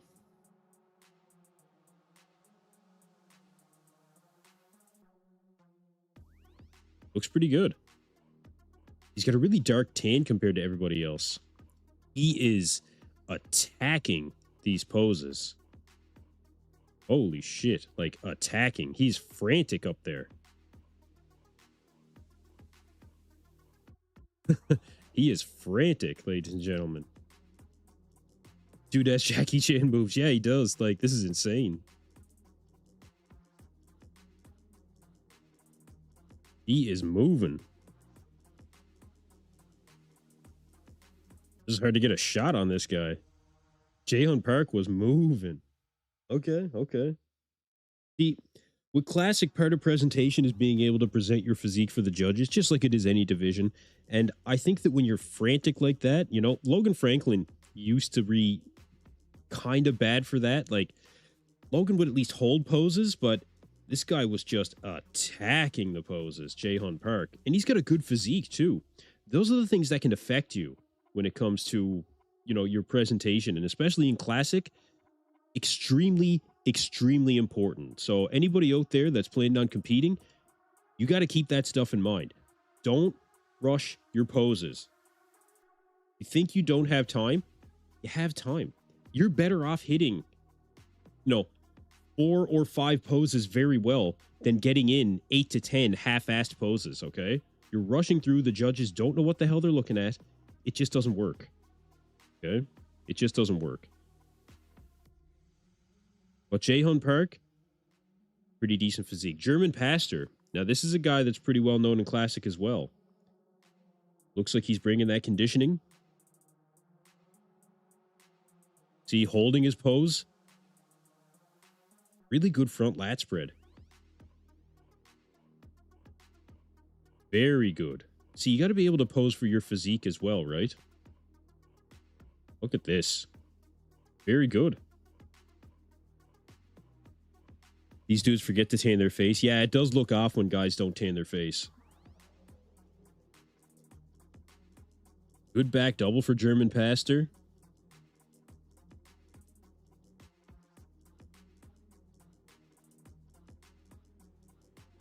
Very good.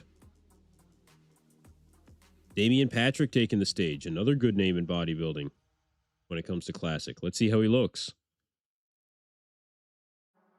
See, Damian Patrick, he got right out there and he just started hitting poses. Conditioning, I think, is a factor for Damian Patrick. Looks like he's a little dry on stage too, like he needs some oil kind of thing. I think that he is lacking. Yeah, conditioning for Damian Patrick is just not there, you guys. Look, really, really missed the mark on conditioning here. Yeah, really missed the mark. That's too bad. Like, this is worse than Horse MD, and Horse MD was pretty bad.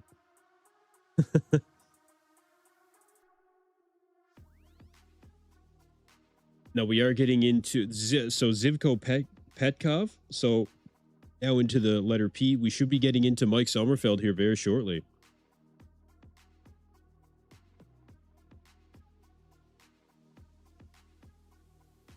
Not bad conditioning here. Yeah, not bad at all.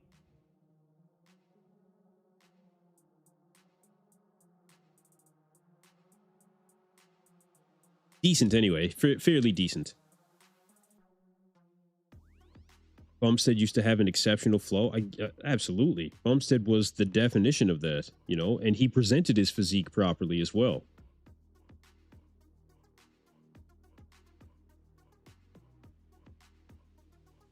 Yeah, pretty good back double, I guess. Not bad.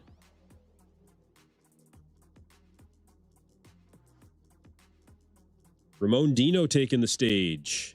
There's not many guys left now. You've got Ramon Dino, then you'll see Mike Sommerfeld. There might only be another half a dozen guys that take the stage kind of thing. Say Ramon Dino looks pretty damn good.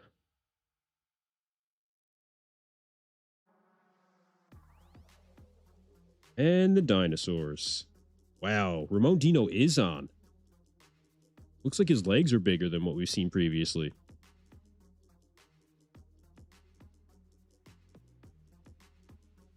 Shaking a little bit in that back double, but overall pretty good. I think his posing's improved. Wow. Wow. He is on. Ramon Dino means business, you guys. Now, see, this is another good example. Hit a few really good poses. You're way, way better off just hitting your 4 or 5 really good poses instead of trying all this artistic shit that the judges don't care about. Yeah, Ramon does need to bring the back up, but he does look really good. Bob should get a Dino tattoo. No, Ian Valier should. If you know, you know. Look, this actually isn't bad from the back for Ramon, you guys. This is not bad at all. I think this is pretty good.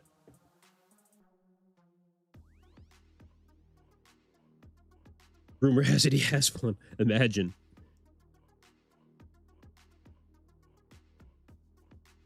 No, Ramon showed up in really good shape.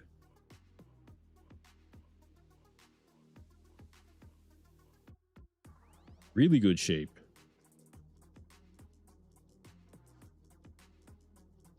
Manuel Riccati taking the stage.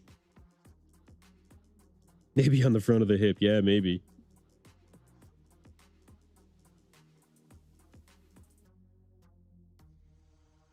Okay. Okay. But yeah, Ramon looks really, really good. Ramon came to win, you guys. Ramon came to win. I will tell you that right now. And based on what we're seeing here, he's definitely going to be in contention. I mean, he is going to be standing next to Mike Sommerfeld, Rough Diesel, and they're going to have an answer for what Ramon is bringing here. Ramon looks fantastic. Man, that's very impressive.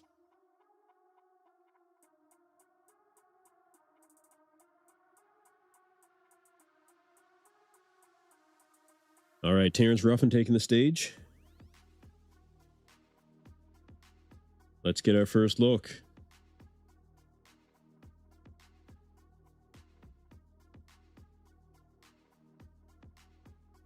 Quads are in.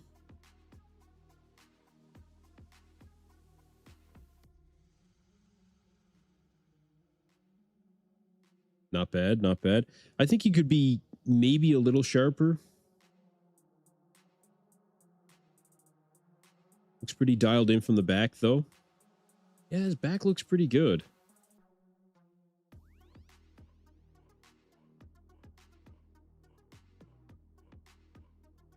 Yeah, Terrence looks pretty good. I was more impressed by Ramon. Yeah, I think I was more impressed by Ramon.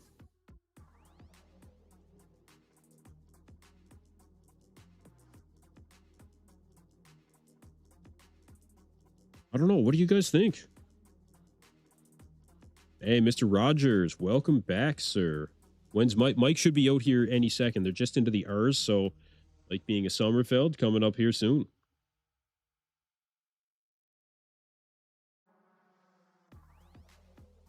Rough Diesel from the back. Like he's good, but I was more impressed by Ramon.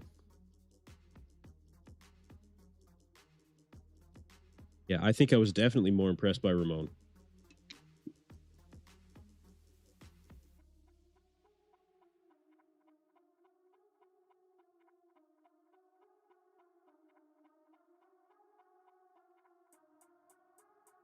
Can't see Terrence because of the lighting. Yeah, it doesn't help. No, it doesn't help. Not with his complexion. But from what we can see, looks like there's a decent amount of quad detail there. I think that he could have just, like, he looks dry as well. Ramon needs tan bad. Mr. Rogers 187. Ruffin, I think I have third so far. Yeah. Yeah. Well, who do you have in first and second? I guess we got to get through Mike Sommerfeld to see exactly how he's going to look. And how he's going to look in a lineup, too, you guys. You know, we got to remember that.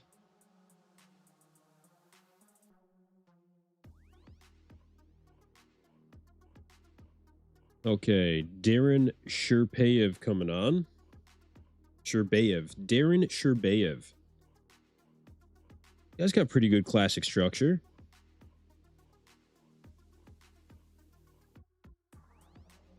Needs to bring up his arms. Quads aren't bad.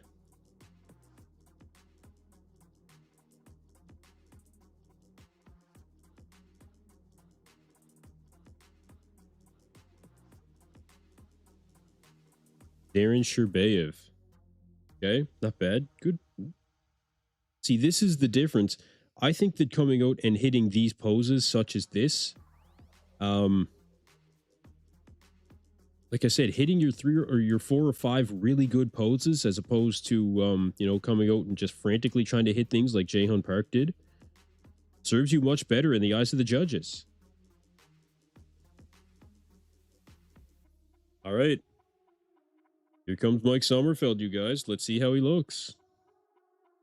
Looked like his abs weren't quite in when it came to him standing in the initial quarter turns.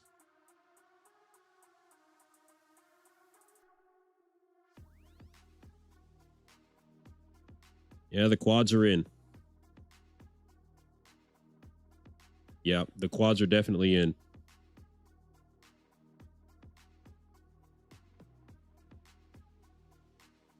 I don't think there's any denying that Mike Sommerfeld is on here, you guys.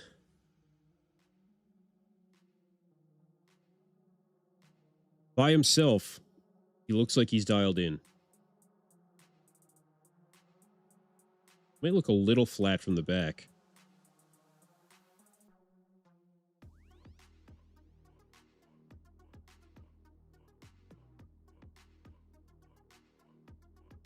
But the quads are dialed in.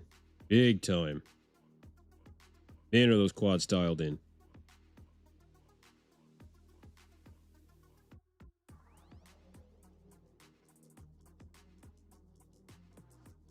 Mike looks pretty good, you guys. Look at the quad detail for Mike Sommerfeld. Arms might look a little flat for Mike. The Buzz 12 says Ruffin looks the best so far. Yeah, he looked pretty good. I actually think that Ramon is probably the one that looked the best for me so far. I think Ramon looked fantastic.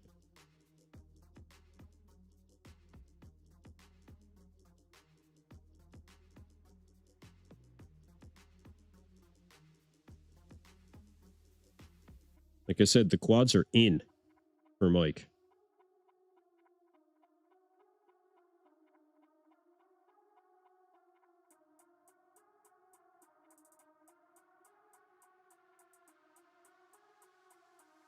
I don't know. I don't know. I wouldn't say that Mike is really far off.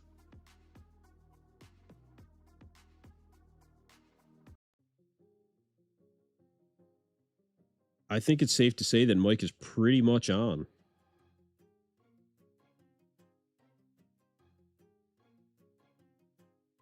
You can see from the back.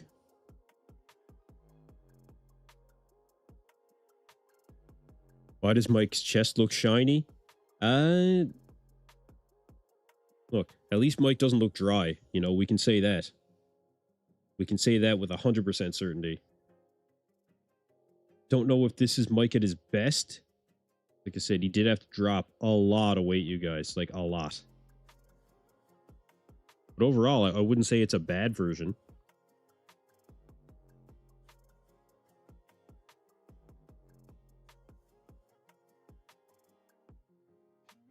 No, I wouldn't say it's a bad version of Mike Sommerfeld.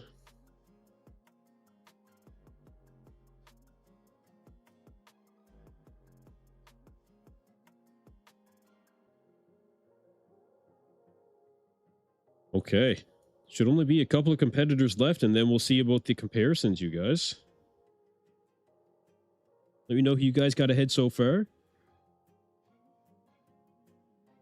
The Buzz 12, Mike's arms and legs are down. I'd say that his arms are definitely down. I think that he's missing something when it comes to his back as well. Mike finally looking classic to me. Ah, there's a shot. I understand, though, Rob Ives. I understand. Look, let's take another look.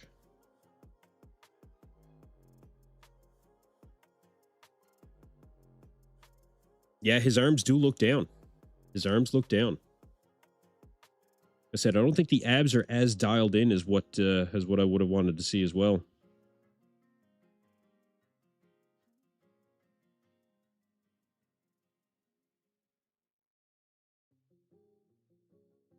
Kellen Wilson from Canada. Look at the bicep on the right. Yeah, that could have just been an execution thing, or when I screenshotted it. I don't know.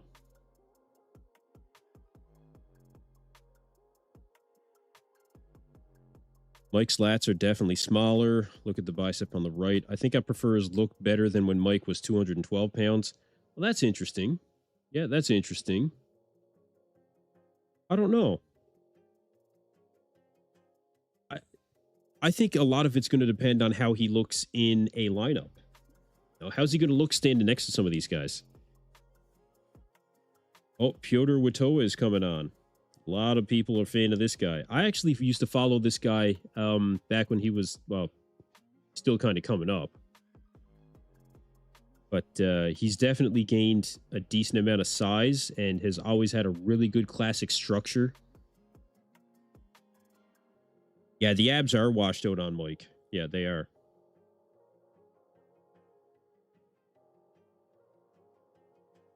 Pyotr Witowicz. Looking pretty good. The guy that'll be fighting for top 10.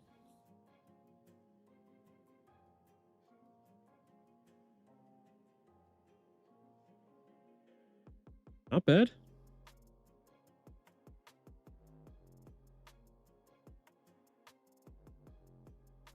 Final competitor, Mustafa Yildiz, you guys.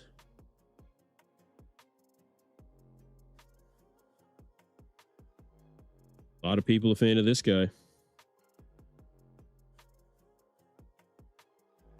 Mustafa Yildiz. Looks pretty good. Quads are in. Side leg looks good. Good side chest. Hamstrings and glutes are in.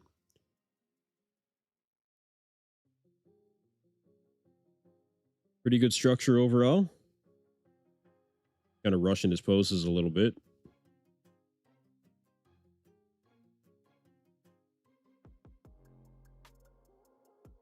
Not bad, though. Not bad. That's it, Mustafa. It is.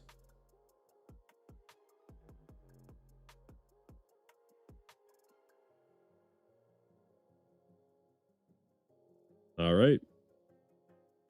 That's your individuals, you guys.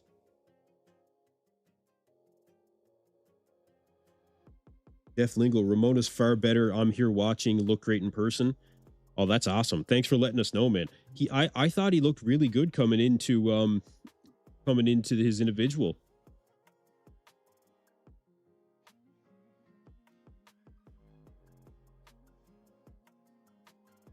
Yeah, Breon again, I think looking as good as ever.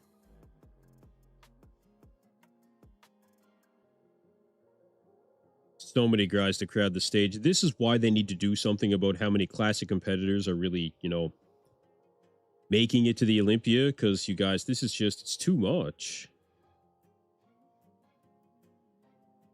Like, it's a disservice to all of the athletes to have this many guys on stage. Like, this is ridiculous. It's just too many. Look at this. It's too much. No, it's too much.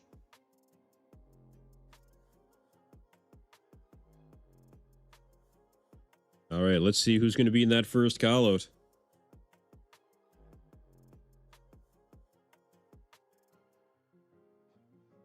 Jeff Lingle says Mike could look much better tonight. Yeah, you're right.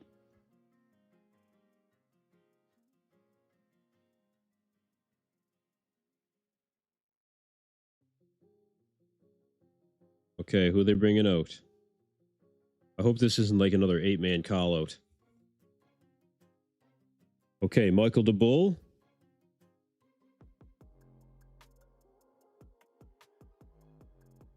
Okay, they're doing, I think are they doing a reverse order type thing again? I'm not sure. They may have excluded like the top. Oh no, okay. Okay, you got Mike Sommerfeld out here, Rough Diesel. Michael DeBull, Josema Beast, Justin Batterina, Ramon Dino. Oh yeah, Ramon really does look on, you guys. I'm telling you. They're still moving guys around. No Logan Franklin? No Logan Franklin. No Logan Franklin, and no Matt Grego.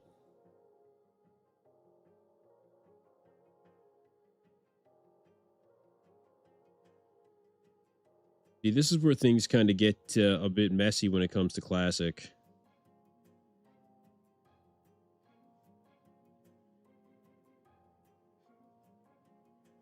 Yeah, Niall Darwin in the first call-out as well, yeah.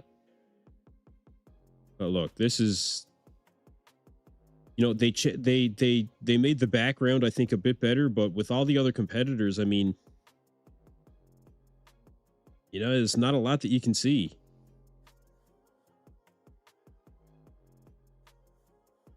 Not a lot that you can see at all.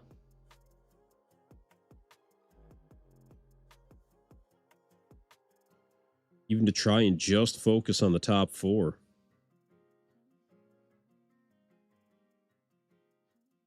Oh, it's hard to tell.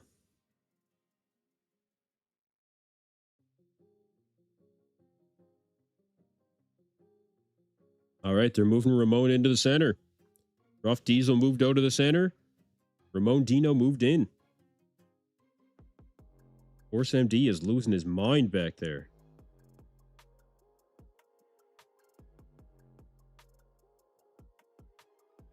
No Matt Grego. No, Matt Grego did not make the first call-out. No. These guys are kind of trading elbows.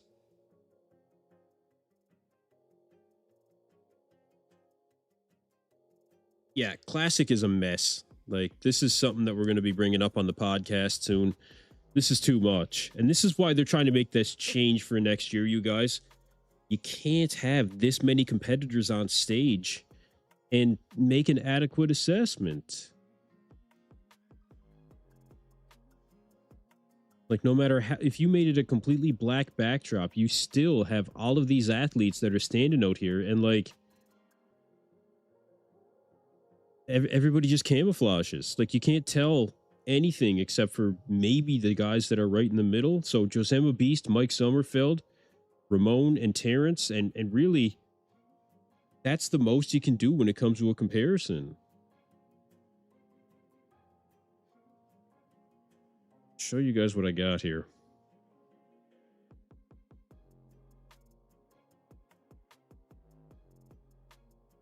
Like I said, it's very difficult to see anything when it comes to the rest of these competitors. Yeah, we got to bring this up.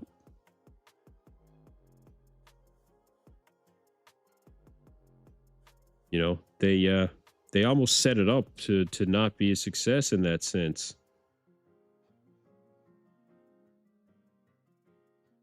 Okay, they're moving some guys back in line. Oh, they're moving out the top three. So Ramon Dino, Mike Sommerfeld, and Rough Diesel put back in line. I love Mr. Rogers, love Horse yelling for Ramon. Yeah, that was good. Yeah. I like Ramon and Mike better than Terrence. I don't know. I think Ramon is probably more in contention for the title more than ever.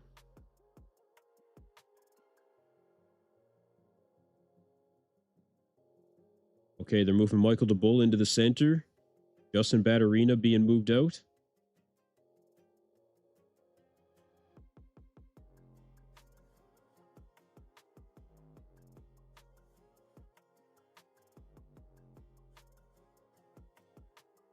Niall Darwin's still there.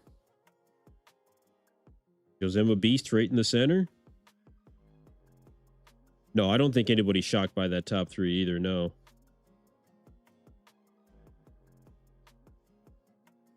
No, this is presumably your fifth, 4, 5, 6, 7, 8. So your 4th through 8th.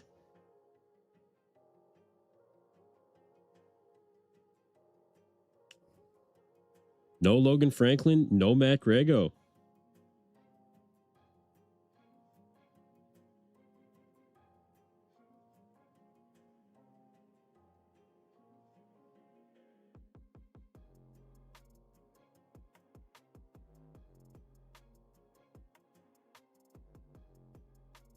Okay.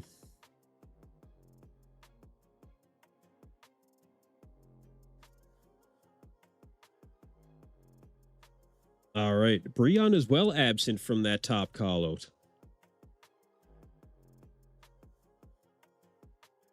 Now we're seeing a call out here. We've got Breon Ainsley. We've got Logan Franklin, Matt Grego.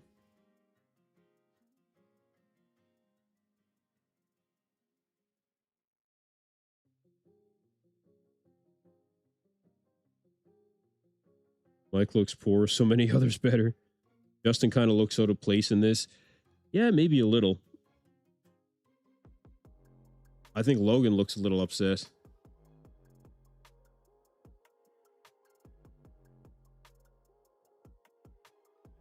Trying to look happy. I think a lot of us were expecting Logan to do a lot better in this lineup.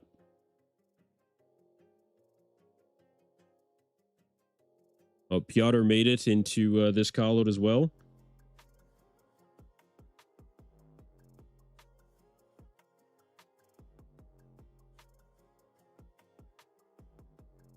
Brant Shan Kang made it into this call out.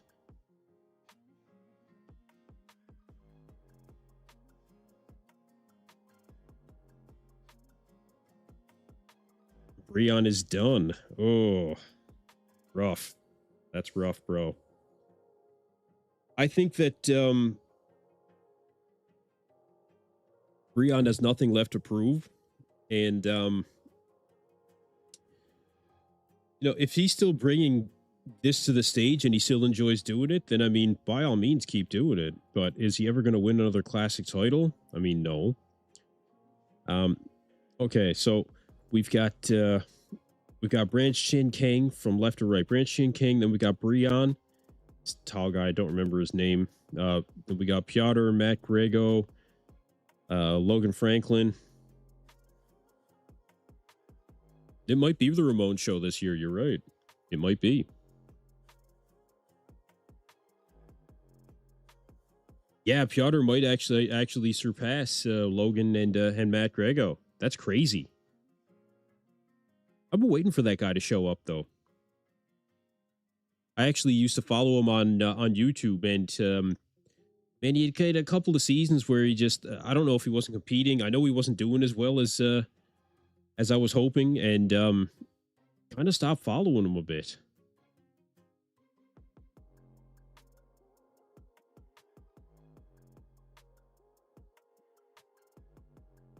Who are 30? Okay, they're moving Piotr out of the center. Matt Grego stepping the line. Look, he's doing the Derek Lunsford. Matt Grego doing the Derek Lunsford. Look at this. Look at how far ahead. Wow. Guys, look at this. Look at the difference. Look at this. Okay.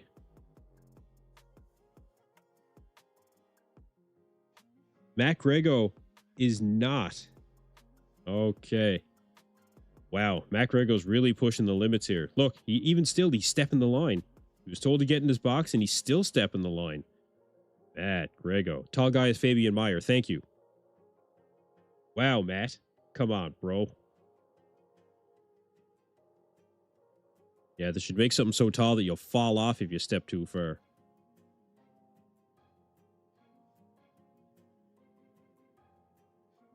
Yeah, Matt was really stepping that line. Look, even when they told him to get in the box, this is where he stood.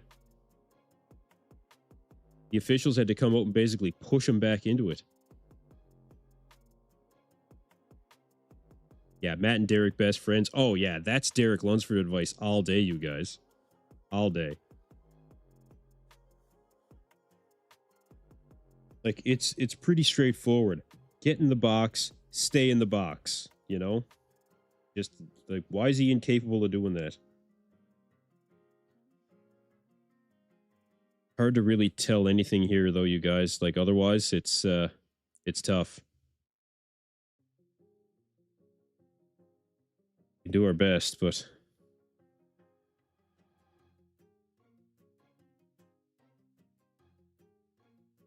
too many competitors, too many callouts.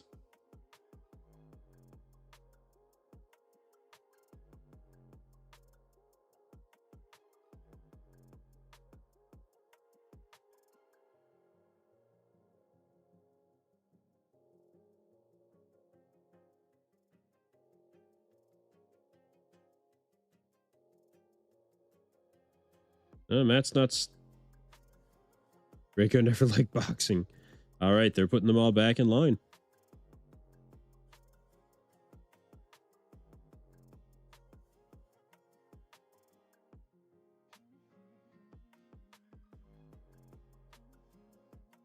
All right, who's next?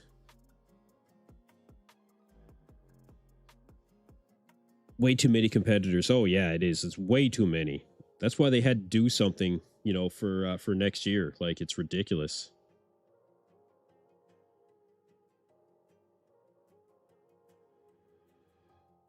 Horse MD going to be in this one. Eric Wildberger in this call out. Horse MD is going to be at the bottom of the pack on this one, you guys. Not what he was hoping for, I'm sure. Everybody had such high hopes for Horse MD when he came on the scene. He should have stuck to open. No, this is the third call out. I'll show you guys. This is the third call out.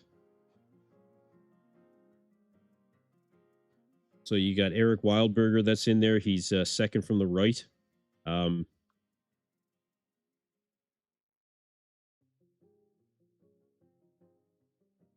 Davey Addict. I'm shocked Brienne was that low. Yeah, me too.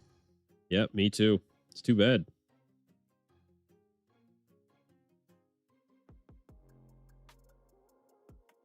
Yeah, third call out, you guys.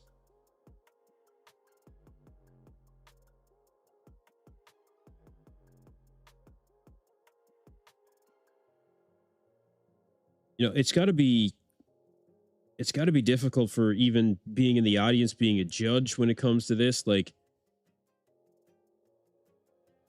I really think that when you get to this many competitors, when it comes right down to it, like once you get to the third call out, I don't think that they're like, they might be making a couple of notes kind of thing on competitors, but I mean, you're not getting a full on score.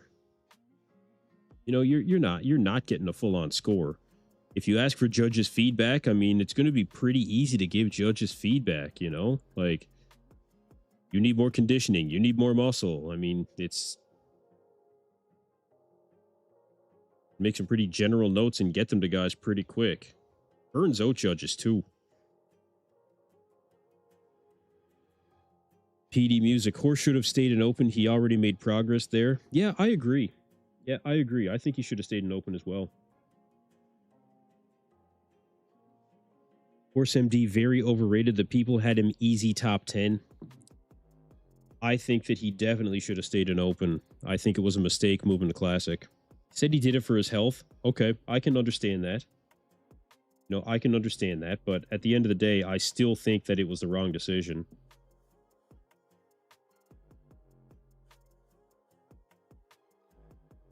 You got to do what you got to do for your health. Don't get me wrong. But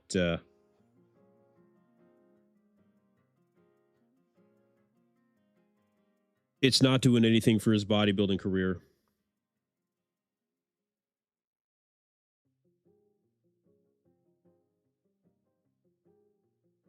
No, it's not doing anything for his bodybuilding career, unfortunately.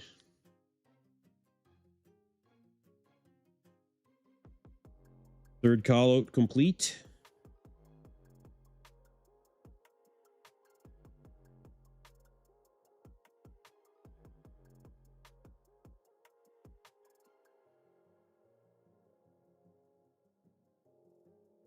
Way too many of them. They should have just kept extras backstage. Yeah, I agree. Yeah, that would have been the best way to do it, is just to keep the extras backstage. I agree with that.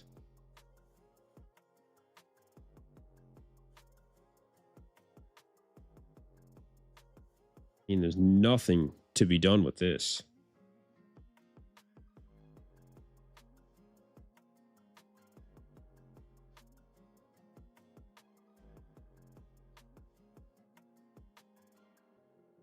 Fourth call out taking the stage.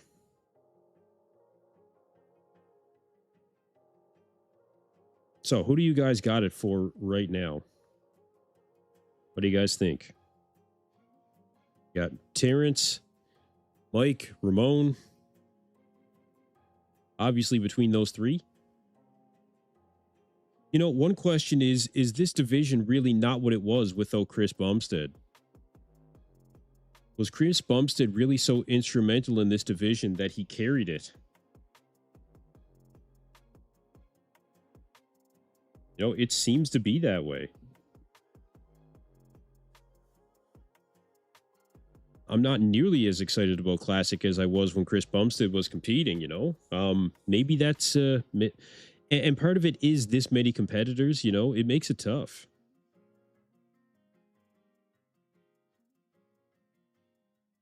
Just checking says, not to put any of these guys down, they all look amazing. Better than 99% of the population out there. They put in the work. But if you're not top 10 or top 15, that's enough. Well, this is why I like the idea of the cut round or the elimination round, because this is it's really a disservice to the athletes too, because you just get lost in this, you know, like there's no, it's a disservice, honestly. Like,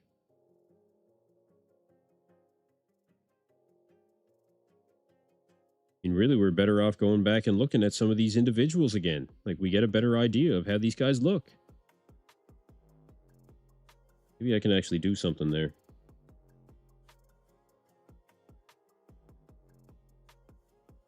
Let's see.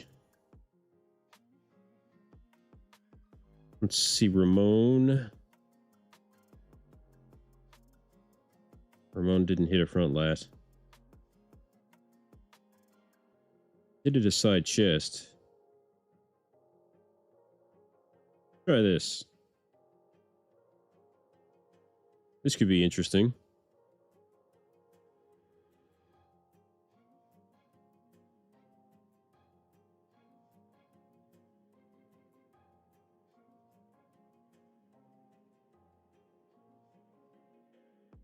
Okay. Let's see if we can mix this up a little bit.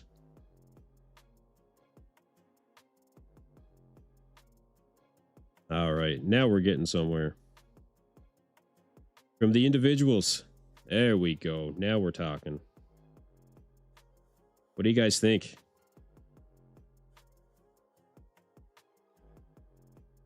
Makes it a little more interesting. What do you got in the side chest?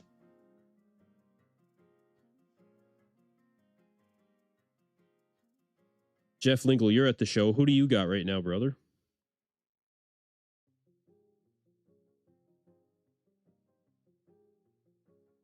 It does need to be more exclusive. It really does.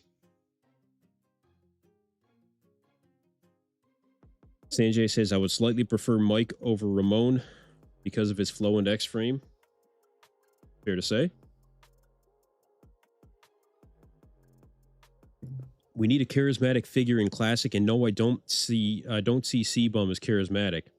Nah, C-Bum was carried on his and not just on his physique, you know, he was just a likable guy when it comes right down to it.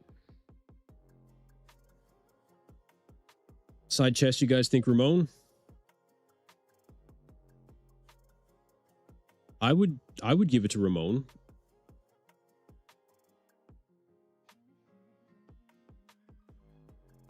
Have I missized this one? Well, look, let's forget about the size. I mean, just the detail.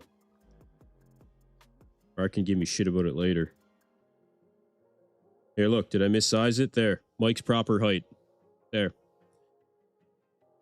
This is size, right? Just kidding. Honestly, it's probably something like this.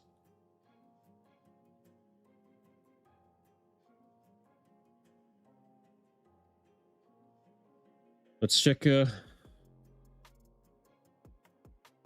they're doing, I believe they're into the 5th call out right now. Yeah, C-Bum did inspire a generation of kids. You are right about that. He most definitely did.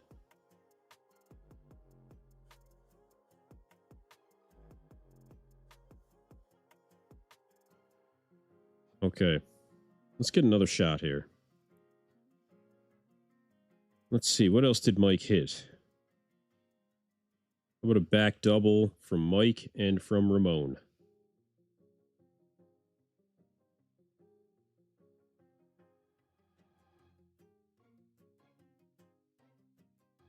Back double from Ramon. Here we go.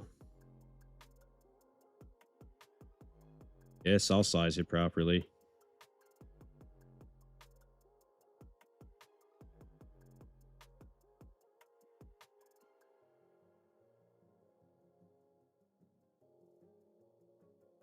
Is this about fair, I guess? Call it roughly. What do you guys think?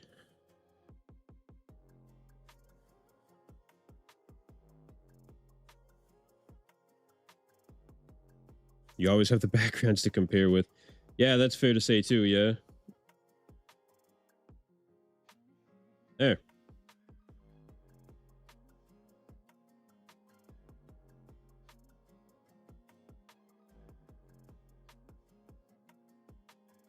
I would probably go with Mike if I'm being honest. Well, I don't know. I think Ramon has better balance from top to bottom. Mike is wider with more V taper, but Ramon, I think, has more detail. I think he's got more thickness in the legs. Not quite as dug out, but in Classic, I don't care as much about that if you've got a really good shape.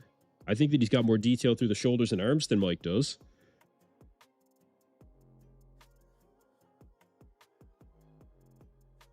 Yeah, I think they're bringing out the 6th call out now, you guys.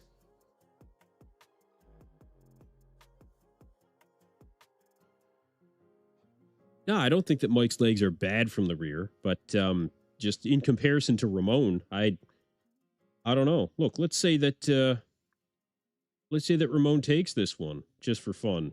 Put him up against Terrence Ruffin, right?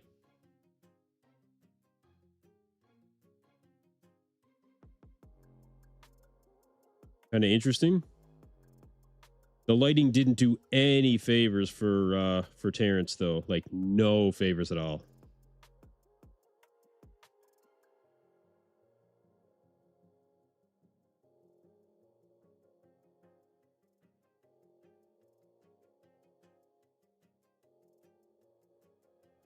This had to be for 50th place. Yeah, honestly. Forrest Smith, they should add more competitors next year. Yeah, why not? Go to 100.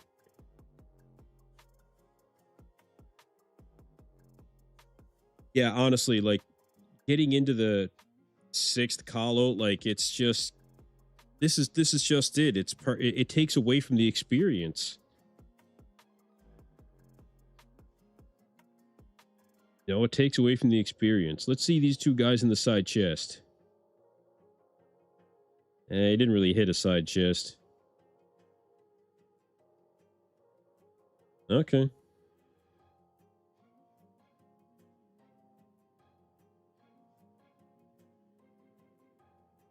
Hmm.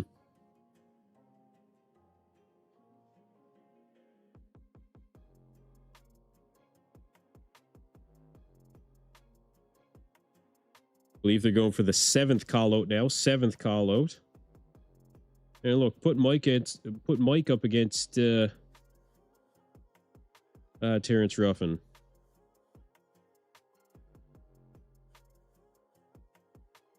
Where's he at?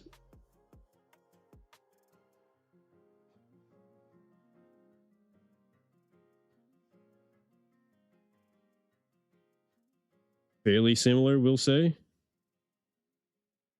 What do you guys think?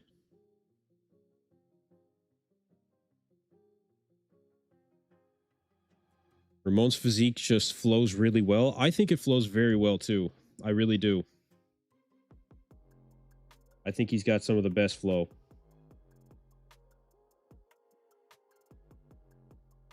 Guys, if you're new here, make sure to hit that subscribe button. Thank you guys for joining me. Go through a couple of comparisons while we're waiting for the top 3 to take the stage.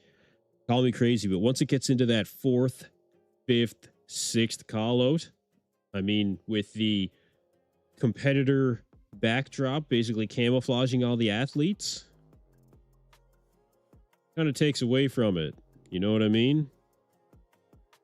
But we do have things we can work with.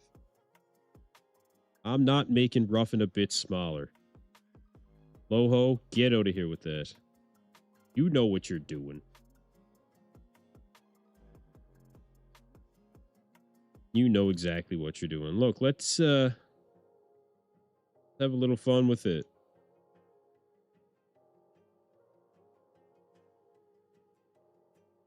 How about Piotr and Mike Sommerfeld?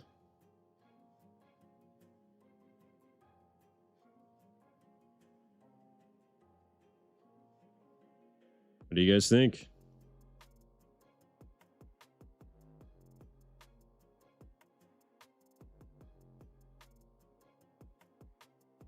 I'd probably give it to Mike.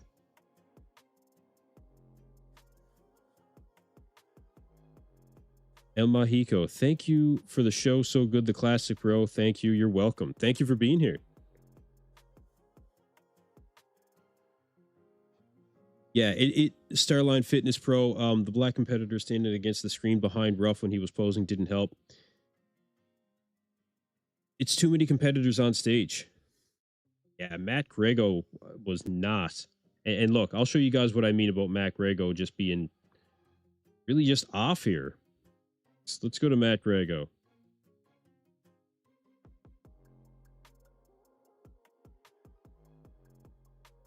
Let's see, Matt Grego.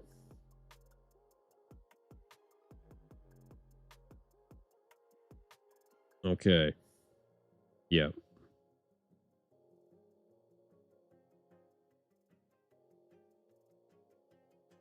right? I mean, doesn't look terrible for Matt necessarily, I guess, when it comes to the side chest, but a very good pose for Matt Grego being the front lat spread. Let's take a look at that.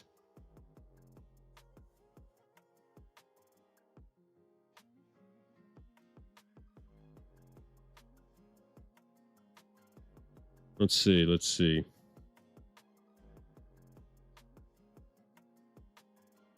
Front lat spread for Mike Sommerfeld. You guys let me know if you want to see any comparisons as well. I'll bring them up.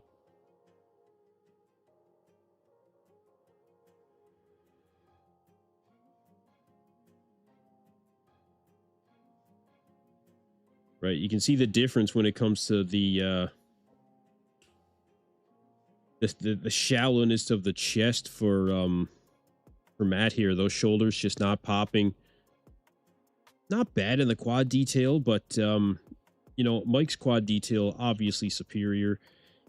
This is what we ended up getting into, you know.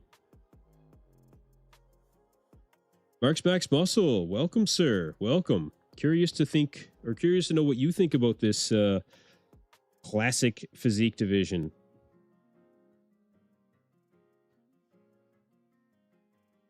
Wow, I misspelled classic. Wow, or physique rather. Good one.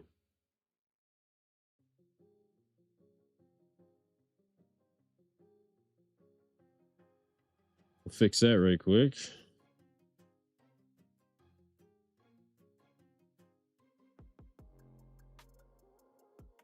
Seems like Mike is getting better. I don't know. Some people saying that they prefer Mike in the 204-pound range than in others. You got Mike hands down, Mark? Okay. Okay. There we go. Spelled correctly and everything. Somebody should have called me out on that.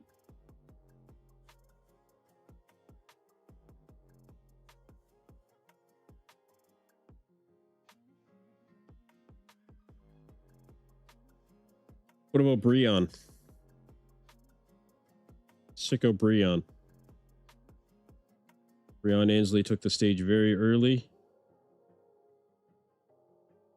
Let's see how he did.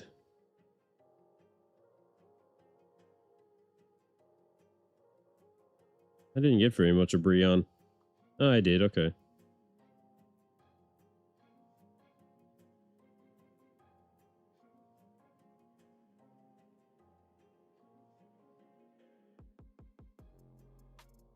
I don't know if Mike hit a back double or not. Yeah, he did. Yes. Okay. Breon is a tough guy to stand next to in the back double, but I still think that they'll give it to Mike. Okay, who they bringing out now? Got a two-man call-out happening right now, you guys. Okay, Josema Beast and Niall Darwin. Okay, okay.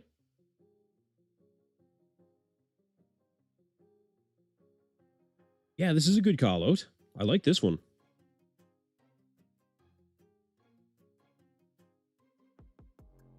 Side chest, I'd probably give to Josema Beast. I think Bob Chick is ready for an Elvis nap. Listen, I guarantee that Bob is back there smashing back a cheeseburger right now. Josema Beast looks good.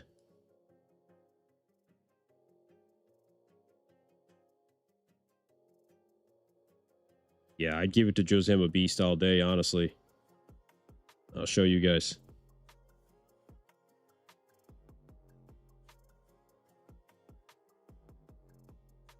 Besides this,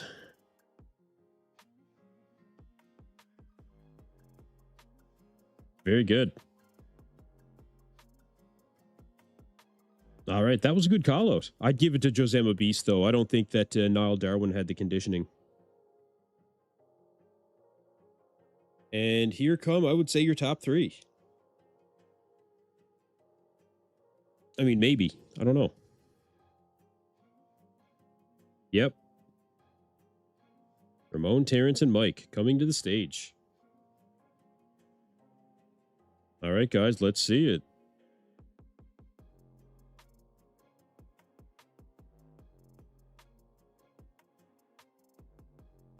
All right, they've got Ramon, Terrence, and Mike left to right.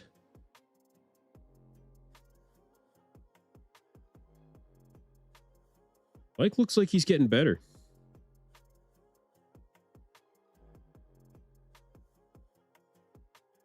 Yeah, Mike looks like he's getting better.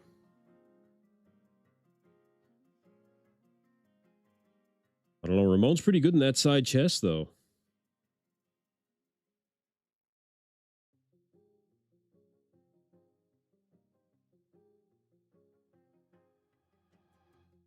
Man. Yeah, Rough Diesel, I think, is taking that back double.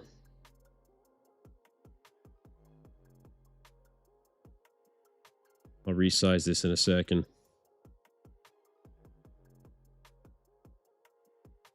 All right, favorite classic pose. DT says Mike is lucky if he gets third. Oh, rough. That's rough, bro.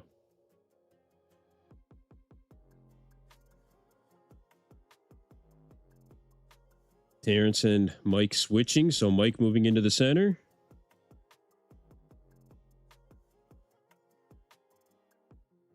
Okay, so left or right, we've got Ramon, and we've got Mike and Terrence.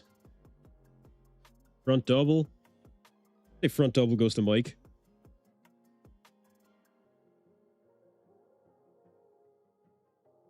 And the side chest, honestly, I would give to Ramon.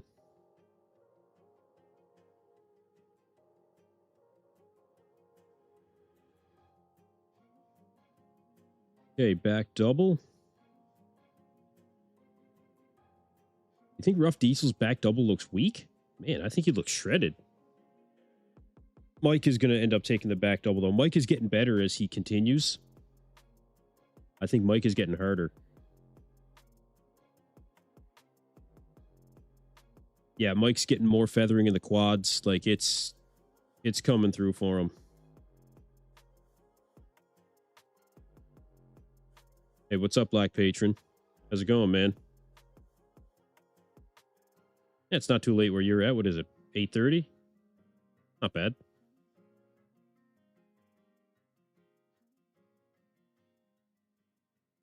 All right, Ramon being moved into the center, you guys. So they're going to give everybody a chance to stand in the center. That is fantastic.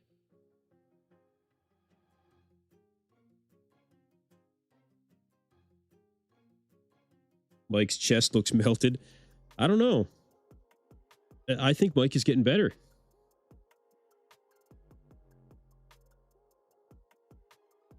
Okay, so Ramon getting his chance to stand in the center.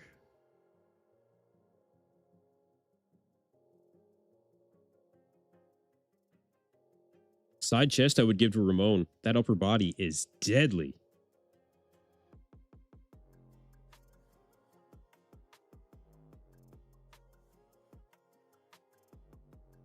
Ramon is getting better.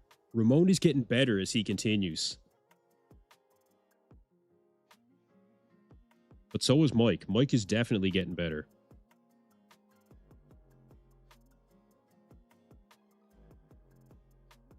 Yeah, Mike is getting more detail in the quads. I think his midsection is just dialing in a bit more.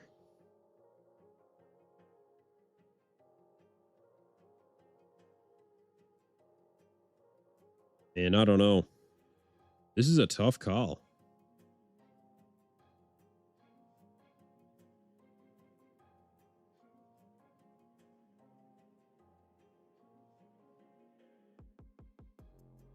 Yeah, this is a tough one.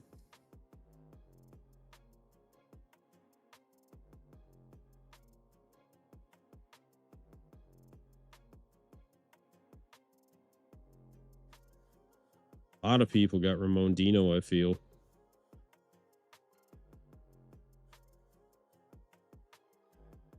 All right. That's your classic physique, you guys. That's it. Men's physique coming on stage next.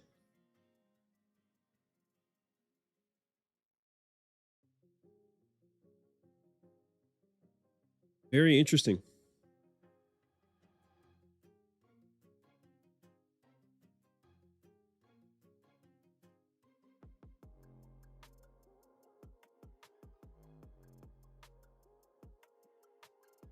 Like I said, Mike's quad detail was really coming out as he continued to pose. I think his quad deal was really coming out.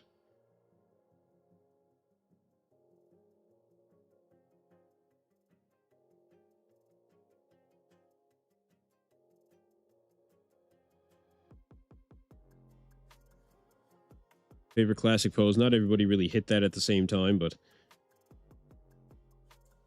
I don't know. I don't know.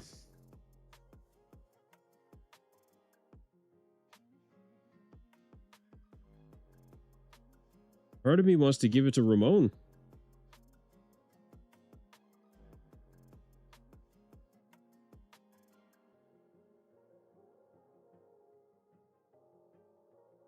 Black Patron.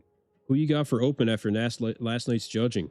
Oh, that's a hard one, man. I'd say Hottie. Yeah, men's physique is coming up next.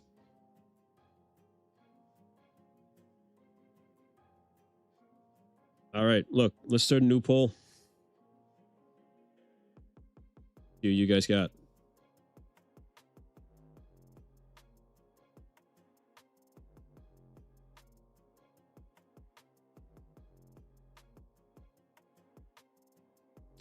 Let's see.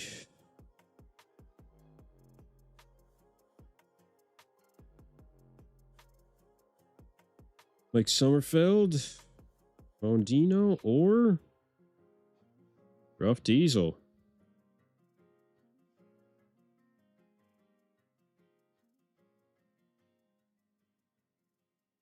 Guys, let me know what you think. New poll. There's no way Mike's out of the top two. No, absolutely not. No, Mike is definitely not out of the top two. No. Definitely not.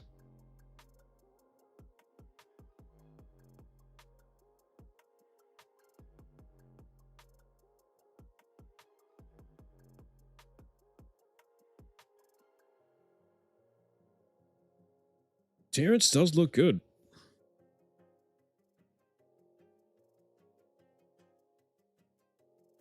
You got to consider shot for shot, though. Got to consider going shot for shot.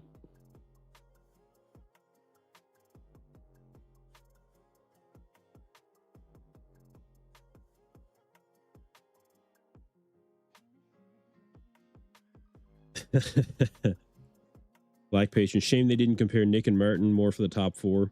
I think Samson is being gifted fourth place. Samson has the most ability to come back improved, more so than anybody else in that top four, top five.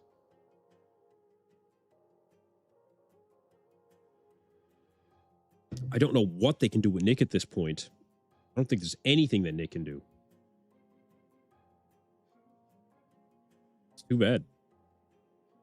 Dino appears to be more classic than anyone to me. Yeah, I do favor Ramon Dino.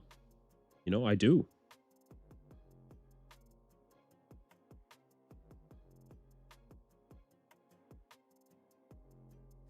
Let's go to a shot with, let's see. Mike was moved into the center. They had more damn poses in Classic, too. You know, when Mike's favorite Classic pose is a front lat spread, but front lat spread is not a mandatory pose. Like, it's kind of foolish. Derek winning is a bit more fun, in my opinion, says Jack say. Yeah, I mean, it's unexpected. Derek getting that triple crown, I guess. I don't know. We'll see how he shows up tonight.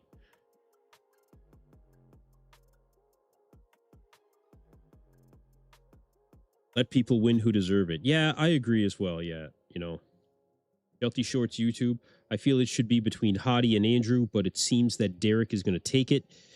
That could be it right now. That could be it. You know, Hottie spent a lot of time in the center of the stage.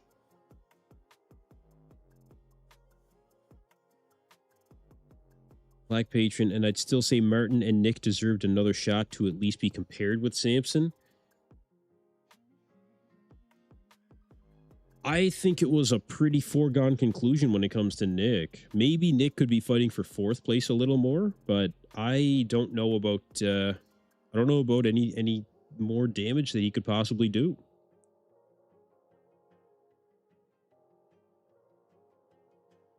Loho, even if Nick comes really good tonight, which is highly unlikely, he won't make up the damage of prejudging. Probably not. Yeah, probably not. Neither will Samson. You know, neither will Samson. Just won't.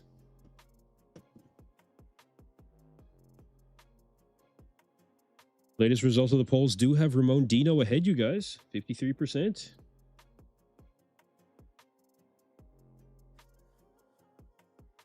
So that's interesting.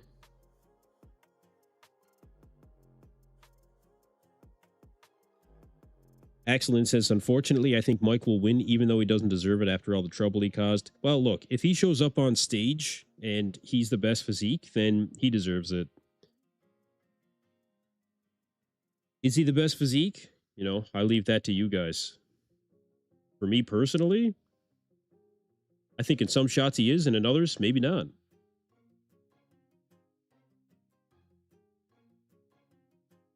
Side chest, I would give to Ramon.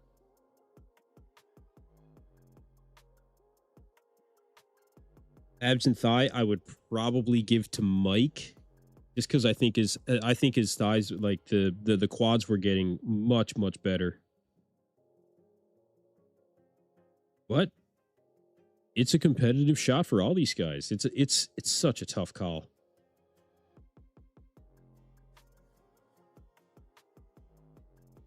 Yeah, it is. It's a very tough call. Now, here's the real question. Any of you guys care about men's physique? Anybody want me to stick around for men's physique? Want to keep talking open? Maybe get a few shots of men's physique, guys? I'm game if you guys are.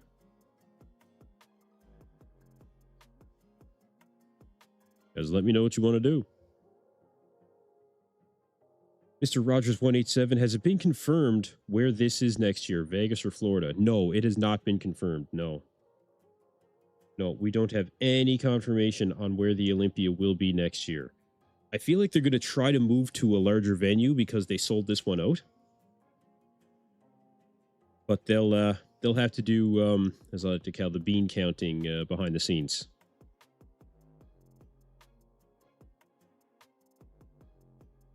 Okay, men's physique will have an MMA round this year. I like it. Yeah, I like it. Yeah, I can't wait to see 75 guys in swim trunks. The only thing I can say is that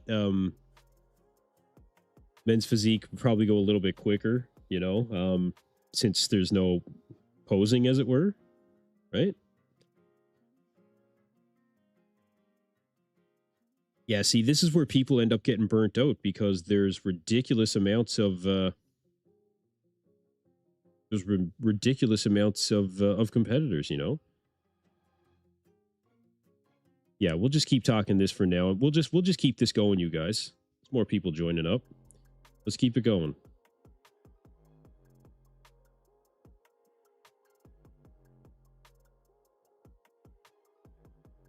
Men's physique for me is a bunch of drama queens. I just don't enjoy the fact that the drama is so emphasized in men's physique. Some people do. I personally don't. I think the division has evolved over the last few years, and the physiques are better than they were. But, yeah, you won't see me following men's physique on a regular basis. I'll tell you that right now. That's not going to happen.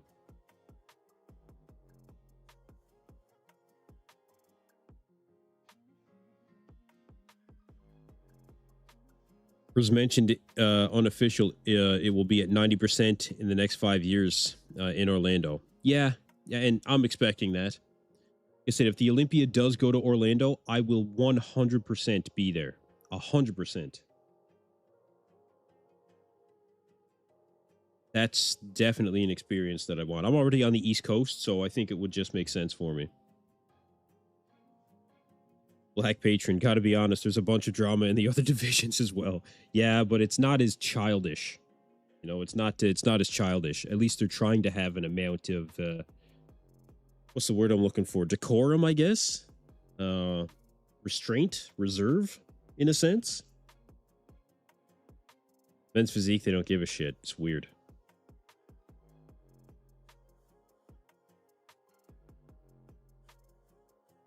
Yeah, as for who's winning the division, man, I don't know. I don't know. Ryan Terry, you know, after he did win, kind of setting a new standard for men's physique, it kind of changed things for me. I don't really know what to think now when it comes to the division. Arnold also criticized men's physique. Yeah, he asked Brandon Hendrickson on stage why he wouldn't show his legs. Go through a few more shots here for the classic. This side chest is what really has me questioning a lot, you guys. Really has me questioning a lot. So I think that Ramon is better in this side chest than I've ever seen him.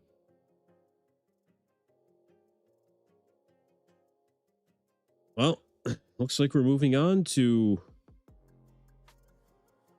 men's physique. Wow. Bob just said there are 68 competitors in men's physique. 68. Holy shit.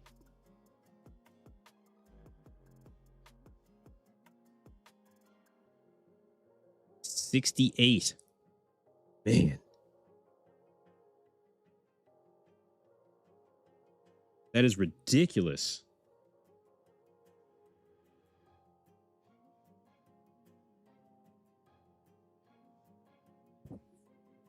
I can't believe that there's 68 competitors that they're letting on stage in men's physique. Like, yeah, there has been 68 shows. This is just it. The men's physique shows are rampant throughout the world, man. Like, there are so many men's physique shows. 68, and I only care about the guy coming on last. Oh. At what percentage does a fight break out? 10%? I think that would actually probably help.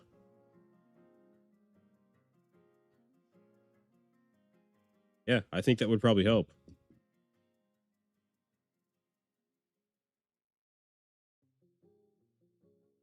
Some of these guys will eventually move up to classic physique. Yeah, some of them will eventually. Yeah, that's true. Yeah. Got to start somewhere. That's a fair thing to say. But I don't think that it gives us enough of a...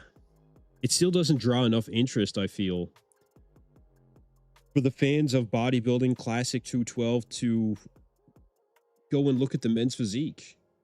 Frankly, it's something that I just don't have time for. There's not enough hours in the day for me to look at these guys when it comes to men's physique.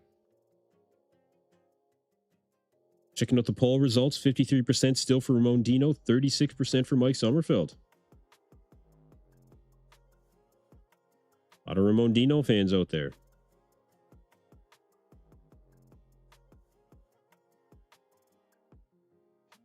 It would be good for the sport. Yeah, 68 is way too many.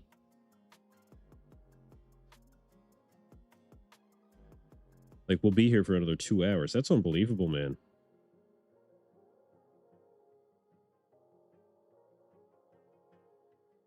Way too many. Way too many.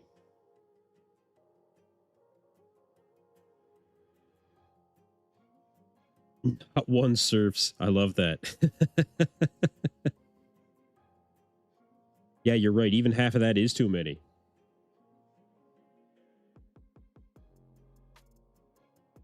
Yeah, that is way too many.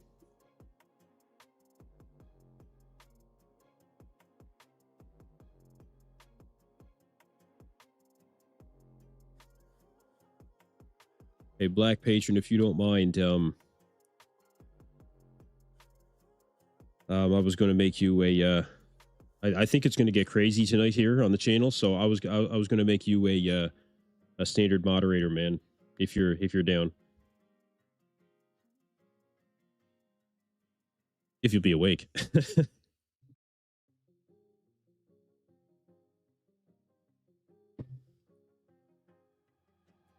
Yeah, Chris Murphy, it's not bringing interest to the people already interested in bodybuilding. Appreciate it, man. I bet this is the show with the most competitors all year. Yeah. It might be. Yeah, it might be. Either way, just way too many. Like, who do we really want to see in men's physique? I mean, you've got Jeremy Buendia, you know, that's a good one. Ryan Terry, Brandon Hendrickson. I don't really care about Aaron Banks, honestly. Like, I don't care what he looks like. I really don't. So, you know, who is it that Dave Palumbo did an interview with? You know, I don't know. This will take us into the classic night show. Yeah, you're right. It will. So just to give you guys a another idea of what it's going to look like tonight, the finals tonight start at 9:30 Eastern. So that is the show begins at about 10 o'clock Eastern. So that's 7 p.m. Pacific. That's 11 p.m. here Atlantic. They are going to have the Mr. Olympia finals, men's physique Olympia finals, bikini finals, and they will have the classic finals as well. Now, obviously, they'll have the Olympia finals on last. So, but we will be able to see at least, a couple of, well, the classic for sure. And it will be whittled down to only the top 10. So that helps too, you know. I think tonight is going to be, I actually think that tonight is going to go very well. I think that just getting it down to the top 10 is going to make a huge difference when it comes to the individual routines. And look, there are so many storylines, especially after what we saw happen, you know, at the in the Open. You guys, like, we'll take a couple minutes to look at it. Sure, you guys won't mind if I skip back to Open for a minute and maybe aren't too concerned with the classic. Or sorry, with the men's physique.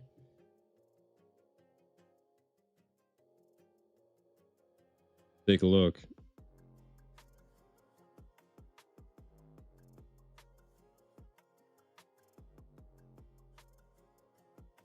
Bob must cringe when he says that 68 of the best of the world.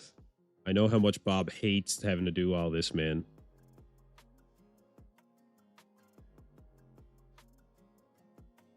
Know how much Bob hates having to call out all these competitors, man. Like, they're going to have to go through group 1 to group 8? You know Bob hates that.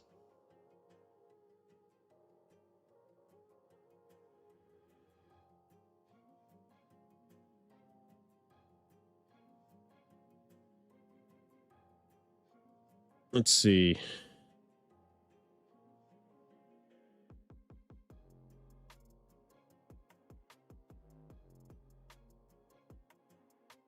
Unfortunate for Nick that we're not going to be able to see him really show up at his best.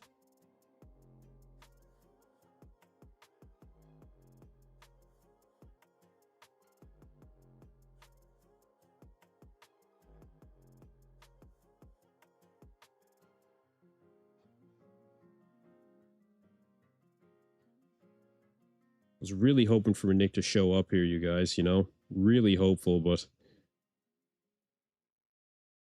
not going to happen. How do you know who's who? You don't. You don't. A new qualification system was put in place. It should knock everything down by about half. About half of the competitors. I mean, how much better can Nick really be? He wasn't bad last night. It's just that he doesn't have the genetics. Well, Nick has been much better than this. No, Nick has been much better. Nick was smooth. Nick's midsection was not dialed in. Nick has been much better than this. You think he was better than Pittsburgh? Really? We're going to have to do a comparison. We'll have to do a comparison at some point. Now, Derek, I think, was better. Yeah, I really do think Derek was better.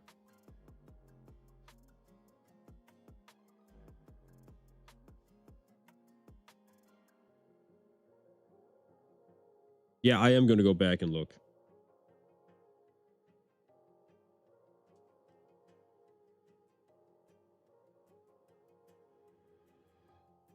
Yeah, I will show Andrew. For sure I will.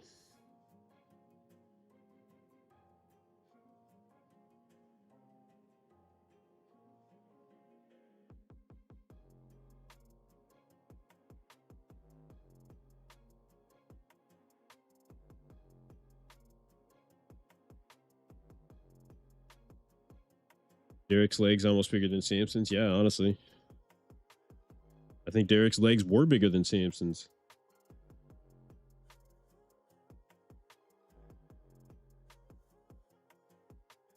Yeah, I think Derek's legs were absolutely bigger than Samson's, to be honest.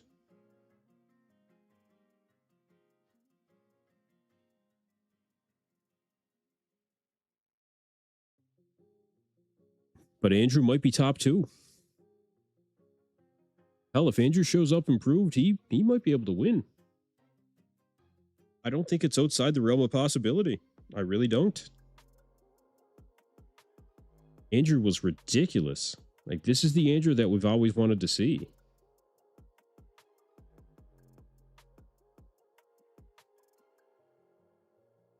Poor Smith. See, what makes me hate Derek is just fucking quad stomp he's trying to emulate 09 Cutler. Yeah, look, nobody should do... nobody can pull off the quad stomp. Like, you're not Jay Cutler. Leave it be. I agree with that. Like, no. But I mean, Andrew finally showing up, I feel, you know, finally.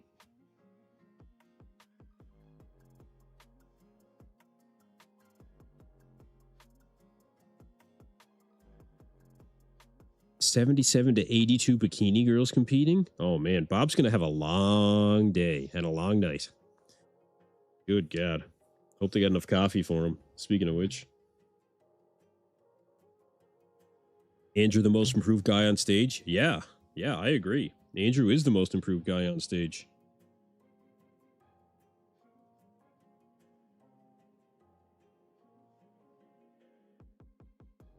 Now, where was Samson?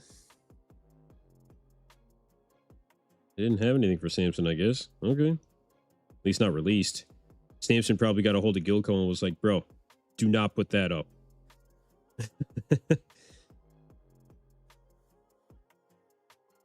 Like I said, Hottie wasn't any better this show. But he wasn't any worse.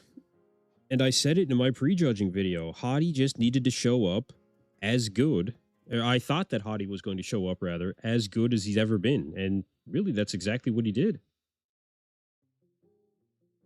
You know, and it worked.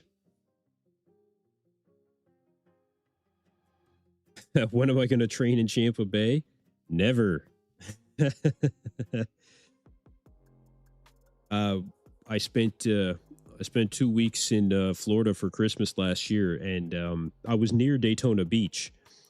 I was actually going to get a hold of Jason Lowe and train with him, but I ended up getting, like, I'm up at 5 a.m. every day, so I ended up driving from my father has a place down there, so I drove from his place to the Gold's Gym in Daytona Beach, and I trained there three or four mornings. It was okay. It was okay. At least I had staffing that early. A lot of the other gyms didn't. So that was cool. I like that. But as for Champa Bay, might not find me there anytime soon. Nah, I would go. I would go to Derek. I would go to Derek's gym. I would.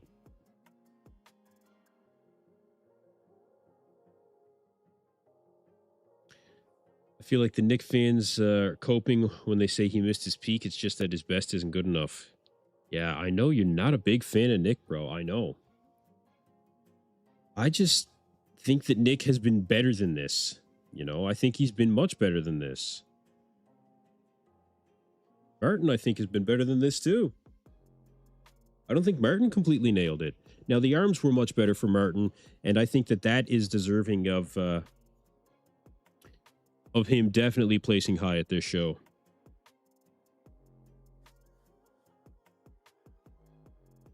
I know you've given him credit. I think we're all pretty well balanced in what our opinions are when it comes to these competitors, you know?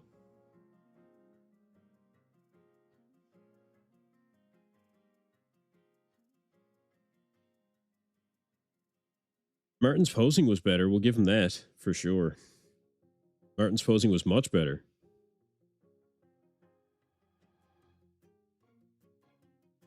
It's not as good as it could be, but I do think that it's better than it was. I think that Martin's battling for fourth. Yeah, I think he definitely is. Martin saltwater. That's a good one.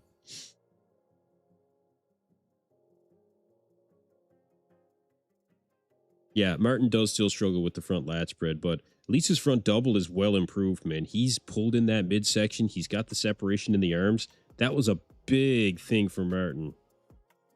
I don't feel that Martin is the structural wonder that people think that he is, though. I mean, Martin is good, but I don't think he's, you know, structurally like one of the best out there. I think he has good qualities, but I never thought that he was like the best structure. That's always just been me. Because X-frame could be better. Quads, very good shape to the quads for sure, but I think the arms are kind of out of proportion to the shoulders. That could be a posing issue. Yeah, I don't know. Martin's good, don't get me wrong. Brandon was a surprise at this show.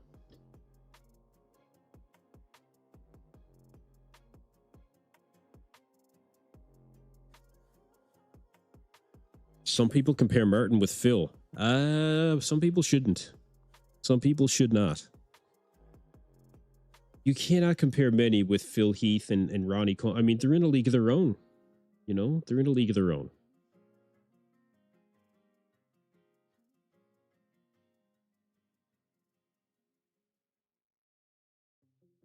Yeah, they're just in a league of their own.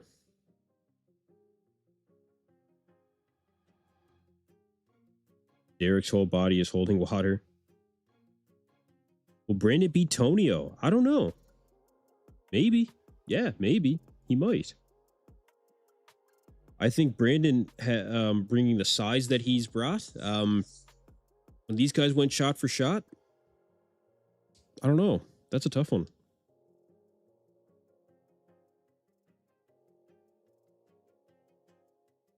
Yeah, that's a tough one.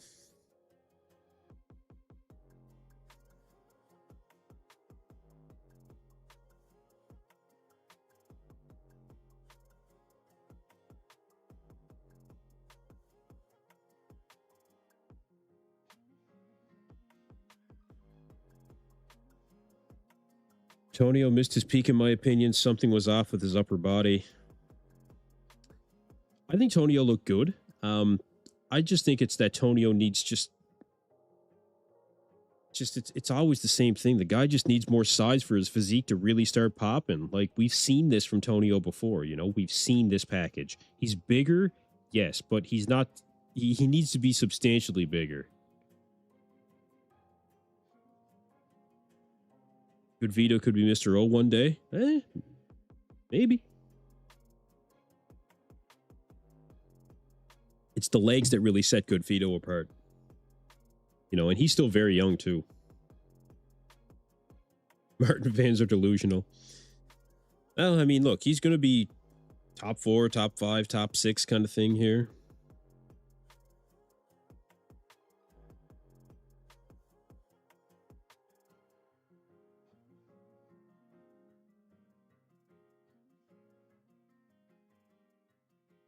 Was this Sampson? This was Sampson. Okay.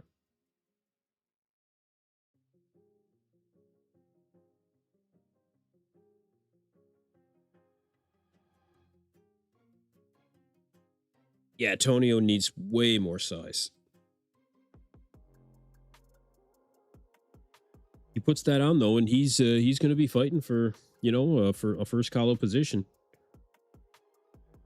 Tonio is the poor man's Dexter. That's harsh, man. That's harsh. But to even be mentioned in the same name as Dexter Jackson, of being even reminiscent, you know, I think is still at the end of the day a compliment. You know, I think it is. Samson looks like my little natty bro. Samson looks like his own little natty bro when you take their comparisons from last year to this year.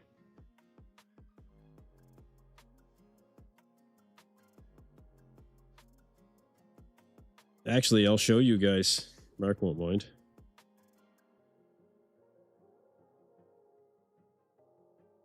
Here, check this out.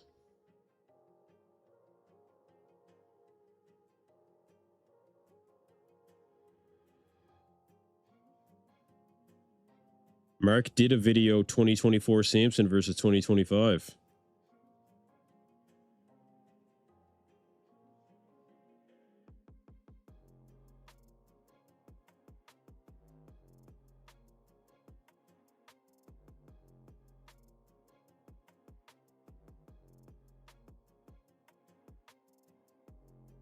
Look at the difference. You guys, come on.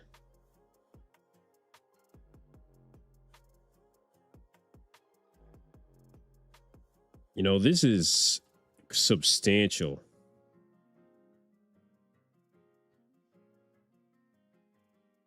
This is substantial.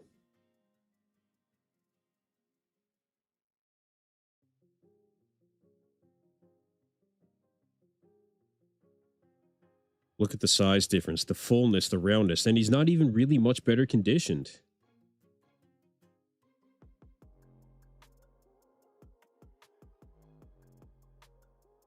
He's a shell. He's a shell of what he was last year. If Samson 2024 showed up at the Olympia like this year, he'd win. He would win. I don't think Samson should have skipped the Arnold. I just think that Samson shouldn't have tried to play the size game. Or sorry, played the he should have just stuck to a plan. I mean, this 2024 version would win the Olympia again. It would. I think it would 100%.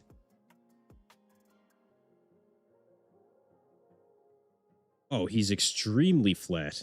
There's no pop to the muscle. He lost the roundness. He lost the fullness. You know, that muscle's not pressing up against the skin. It's like he literally looks like he dropped. I mean, I don't even want to say it looks like he dropped. It looks like Samson from like 2022 almost. Like, oh, man, how disappointing is that? How did they not notice? How did they not notice that this was happening?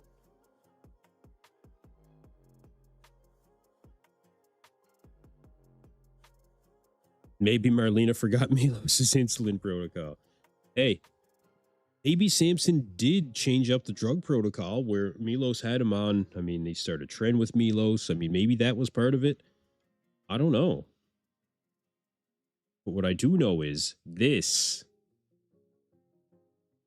package this year is not it. I mean, smaller the guy looks. 30 pounds? Yeah, I think that's fair to say. Yeah, roughly 30 pounds. Yeah. Unbelievable.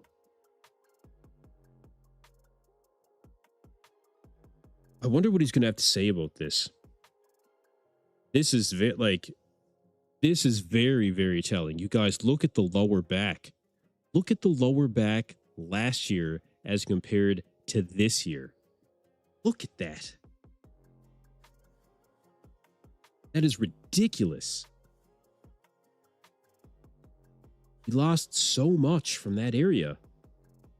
It looks like it not just the lower back, but the upper back across the traps. Like, oh. Oh, man, as a fan, just to look at this is frustrating.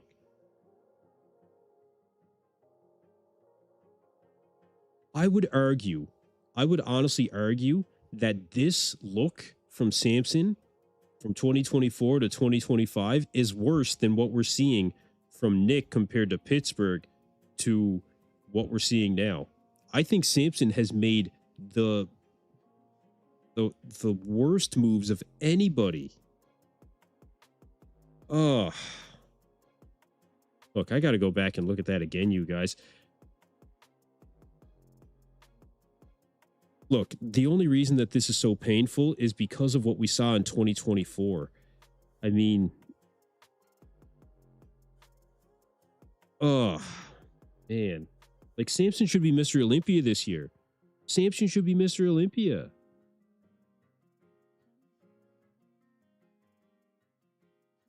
Who won the men's open prejudging? Andrew. I mean, it's kind of between Andrew, Hottie, and Derek. A lot of people say it's just between Hottie and Derek. I think Andrew's in the mix. I know you disagree. That's okay. Did they release the men's open scores for prejudge? I don't think so. What's going on, Lars? How you doing? I don't think they released the scores until after the finals. Like, look at this, you guys. Oh, God. Jeremy Buendia currently taking the stage, you guys. Look, I'll get a couple of shots at Jeremy just because we're here, all right? Just because we're here and we can. What can Andrew do to improve? Get sharper, I guess. You know, maybe a little bit more detail in the quads. Andrew was spot on, though.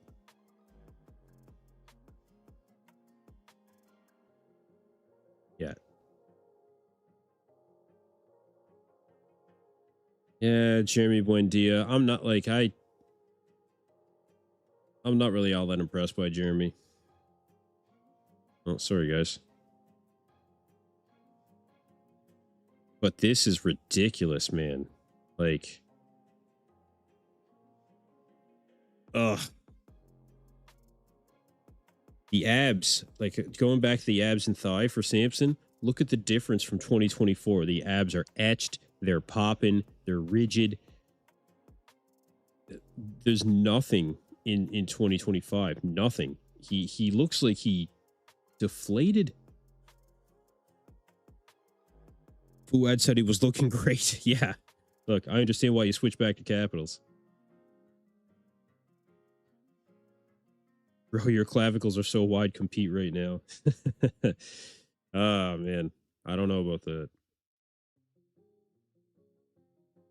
Maybe if Palumbo would coach me or something. He would. I don't know. Samson needs a detox, either that or retire. Samson just needs to not play the conditioning game. Look, he tried, okay? He tried the conditioning game, and that's fine. It's unfortunate that he had to try at the highest level, subject to public scrutiny, but he tried, and it didn't work. They pulled back too hard. Way too hard. Like, it's done. Don't do it again. You know? Don't do it again. I think for Samson, like, yes, it is going to cost him the Olympia title, but you got to remember what we did see in 2024 and how fantastic this physique really was, okay? So, given that fact, this is a mistake that they can learn from. This is definitely a mistake that they can learn from. This is not the end for Samson, not by a long shot. And Samson, I think, will come back better tonight. I think he will definitely come back better tonight. Samson may have lowered the dose. He may have lowered everything.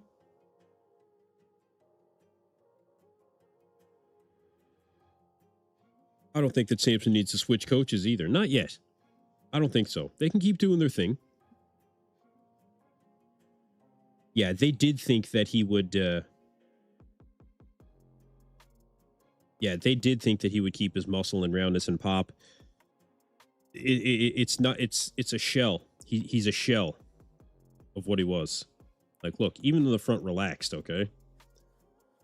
Guys, this is just... Oh my god. Uh, like, wow. It's not even close. Oh, I'm honestly frustrated by even watching this more. Great video, Mark. Holy shit.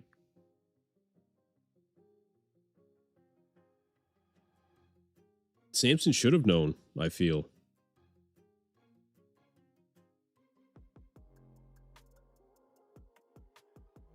If he gets higher than... AWS says if he gets higher than 4th, those teeth must have played the judges. Oh, God. No, if he gets higher than 4th, it's because that, you know, Martin didn't show up any better.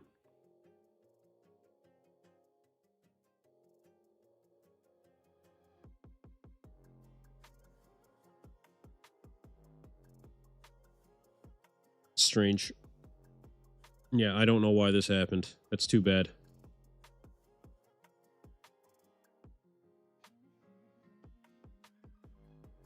No, I see EJG, one bad showing and calling for a new coach. See, I don't think that he should get a new coach. I think that they made a mistake. I think they were trying something new in order to appease the judges. That's what you should do as a competitor.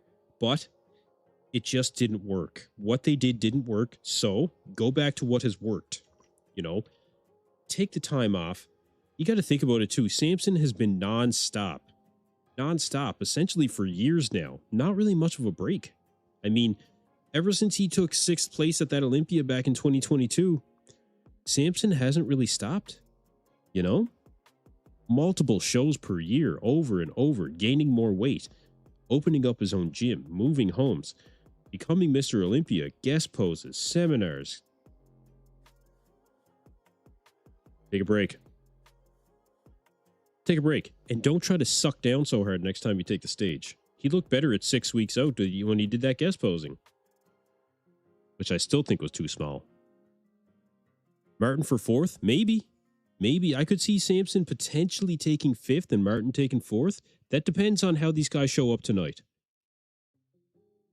You know, the finals do matter when it comes to the open division. They absolutely do. You can come back and be Mr. Saturday Night. You can.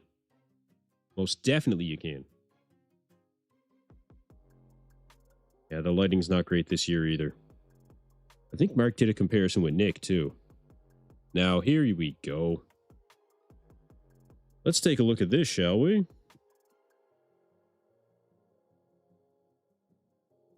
Nick Walker. Pittsburgh Pro.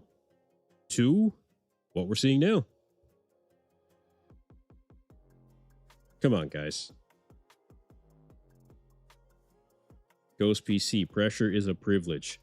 That's an old Chris Bumstead saying. And it's true, it is. Yeah, it is.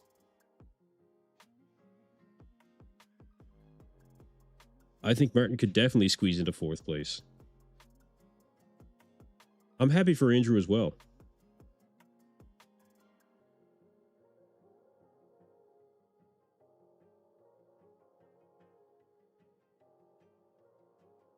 The difference in the size of the biceps, man, big difference. And of course, you guys, different lighting, different camera, but you know, just take it for what it is. Nick has more quad sweep in Pittsburgh. You know, Nick has a better midsection in Pittsburgh. I think Nick has arms that the arms are there's differences in the arms. But I just think the overall taper is better in Pittsburgh, partly because of the quads not being deflated.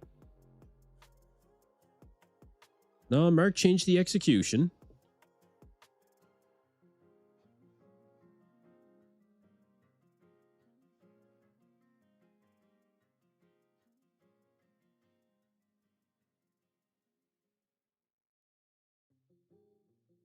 Bit of a difference here as well.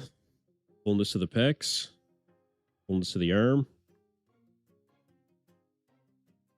Not a substantial difference, but definitely better. I mean, I really think in Pittsburgh he was way better.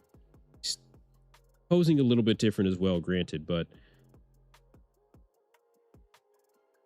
the chest.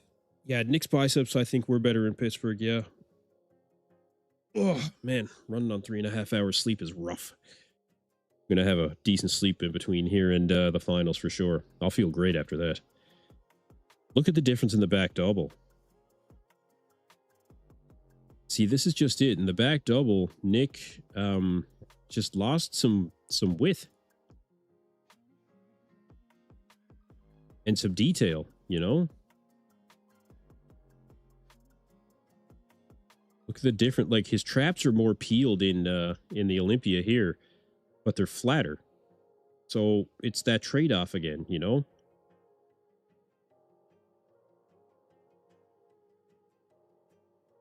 Yeah, I know the pose was being executed differently. I don't think there's any difference here, though.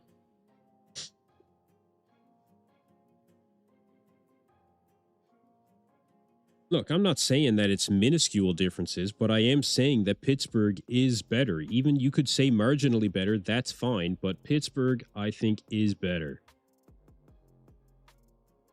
Better detail? I mean, but that doesn't mean a better physique. Better detail does not mean a better physique, right? That's the thing. If better detail was going to be the case, then Nick would be placing higher right now. He'd be beating Derek. But this is not better detail. This is not better detail at this year's Olympia.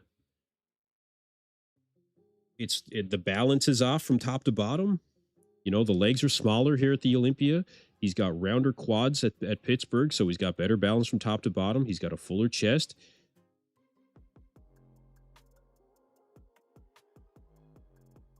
I think his arms are... Actually, I think his biceps actually might be bigger at the Olympia, and that's thrown him off.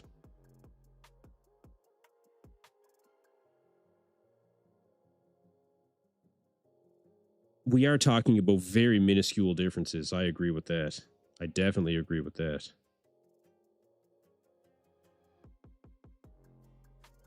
But he's just missing something. He's just missing something at the Olympia. Like he is. He doesn't look like Nick Walker. He just doesn't. He doesn't have the pop. You know, look at the teardrops. Like, it's just not the same. It's just not the same. Yeah, his biceps, I think, were actually bigger at the Olympia this year. Look at the front double, and look, he actually does have bigger biceps. Look, the biceps are bigger at the Olympia, but this is an instance where bigger isn't better. Look, not better.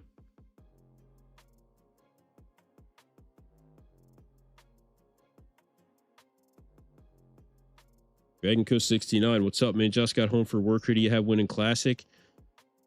I think they'll give it to Mike, but I would give it to Ramon. I like Ramon better, but they'll give it to Mike. And there's arguments for both. There's arguments for both. It's close.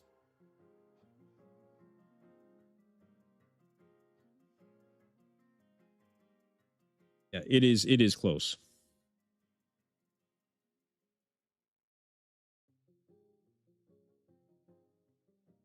Can it be because of the tan? Yeah, partly. Sure it can. Yeah, absolutely it can.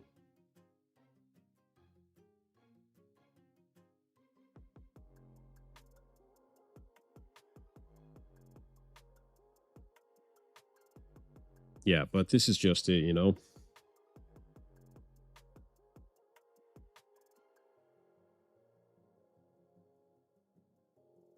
Pittsburgh chakra taken from a different angle further down. Look, we can we all have our opinion on Nick. The fact of the matter is, whether he was better at Pittsburgh or not is not really the issue at hand. What really makes a difference is who he's standing next to. At this year's Olympia, Nick is fighting for 5th place. You know, Nick is fighting for 5th place. That's what it really comes down to.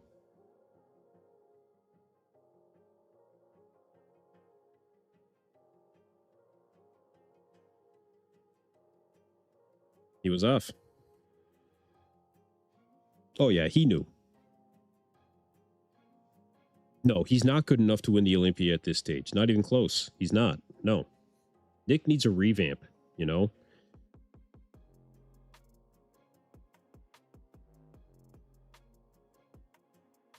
Zach Burnell Silva, you've brought the most thorough coverage of this year's Olympia, and I thank you for that, Mr. Thank you very much for being here, sir. I appreciate it very much. I appreciate you being here. You guys, I will be going live for the finals tonight. We will be live. Let me check the times again, just so I get it right for you guys. We will be live again. Let's see. Saturday night final start.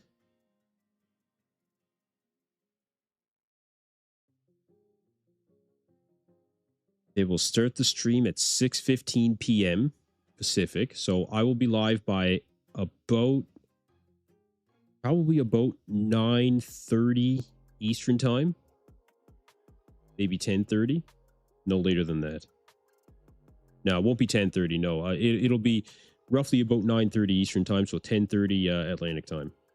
Starting to get punchy.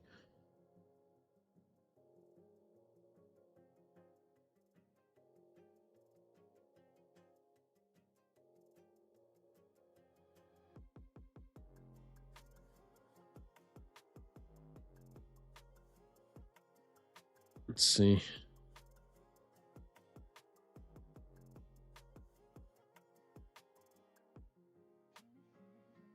Yeah, but Andrew Jacked, I think if he comes back and he's any better, then, man, if Andrew wins, like, oh man, I don't even know.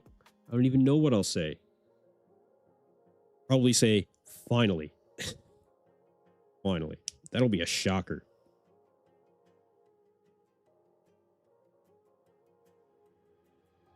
All right, you guys, let's get in some final thoughts. I'm going to sign out and look at getting a bit of sleep before we go for the finals tonight. Grab some food. Might wake up and stretch out a bit in the gym. Final thoughts. Nick Walker, Andrew Jacked. What do you guys want to get out there?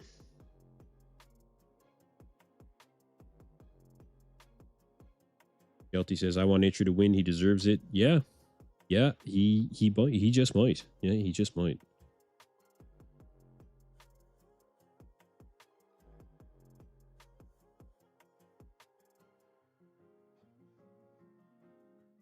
Oh yeah, I'm going to get some sleep. I'll be good to go for tonight though. I'm really, really excited for tonight, guys. I really am. Like tonight is going to be, I mean, it's the finals for the Olympia. Like I really hope you guys all join me here.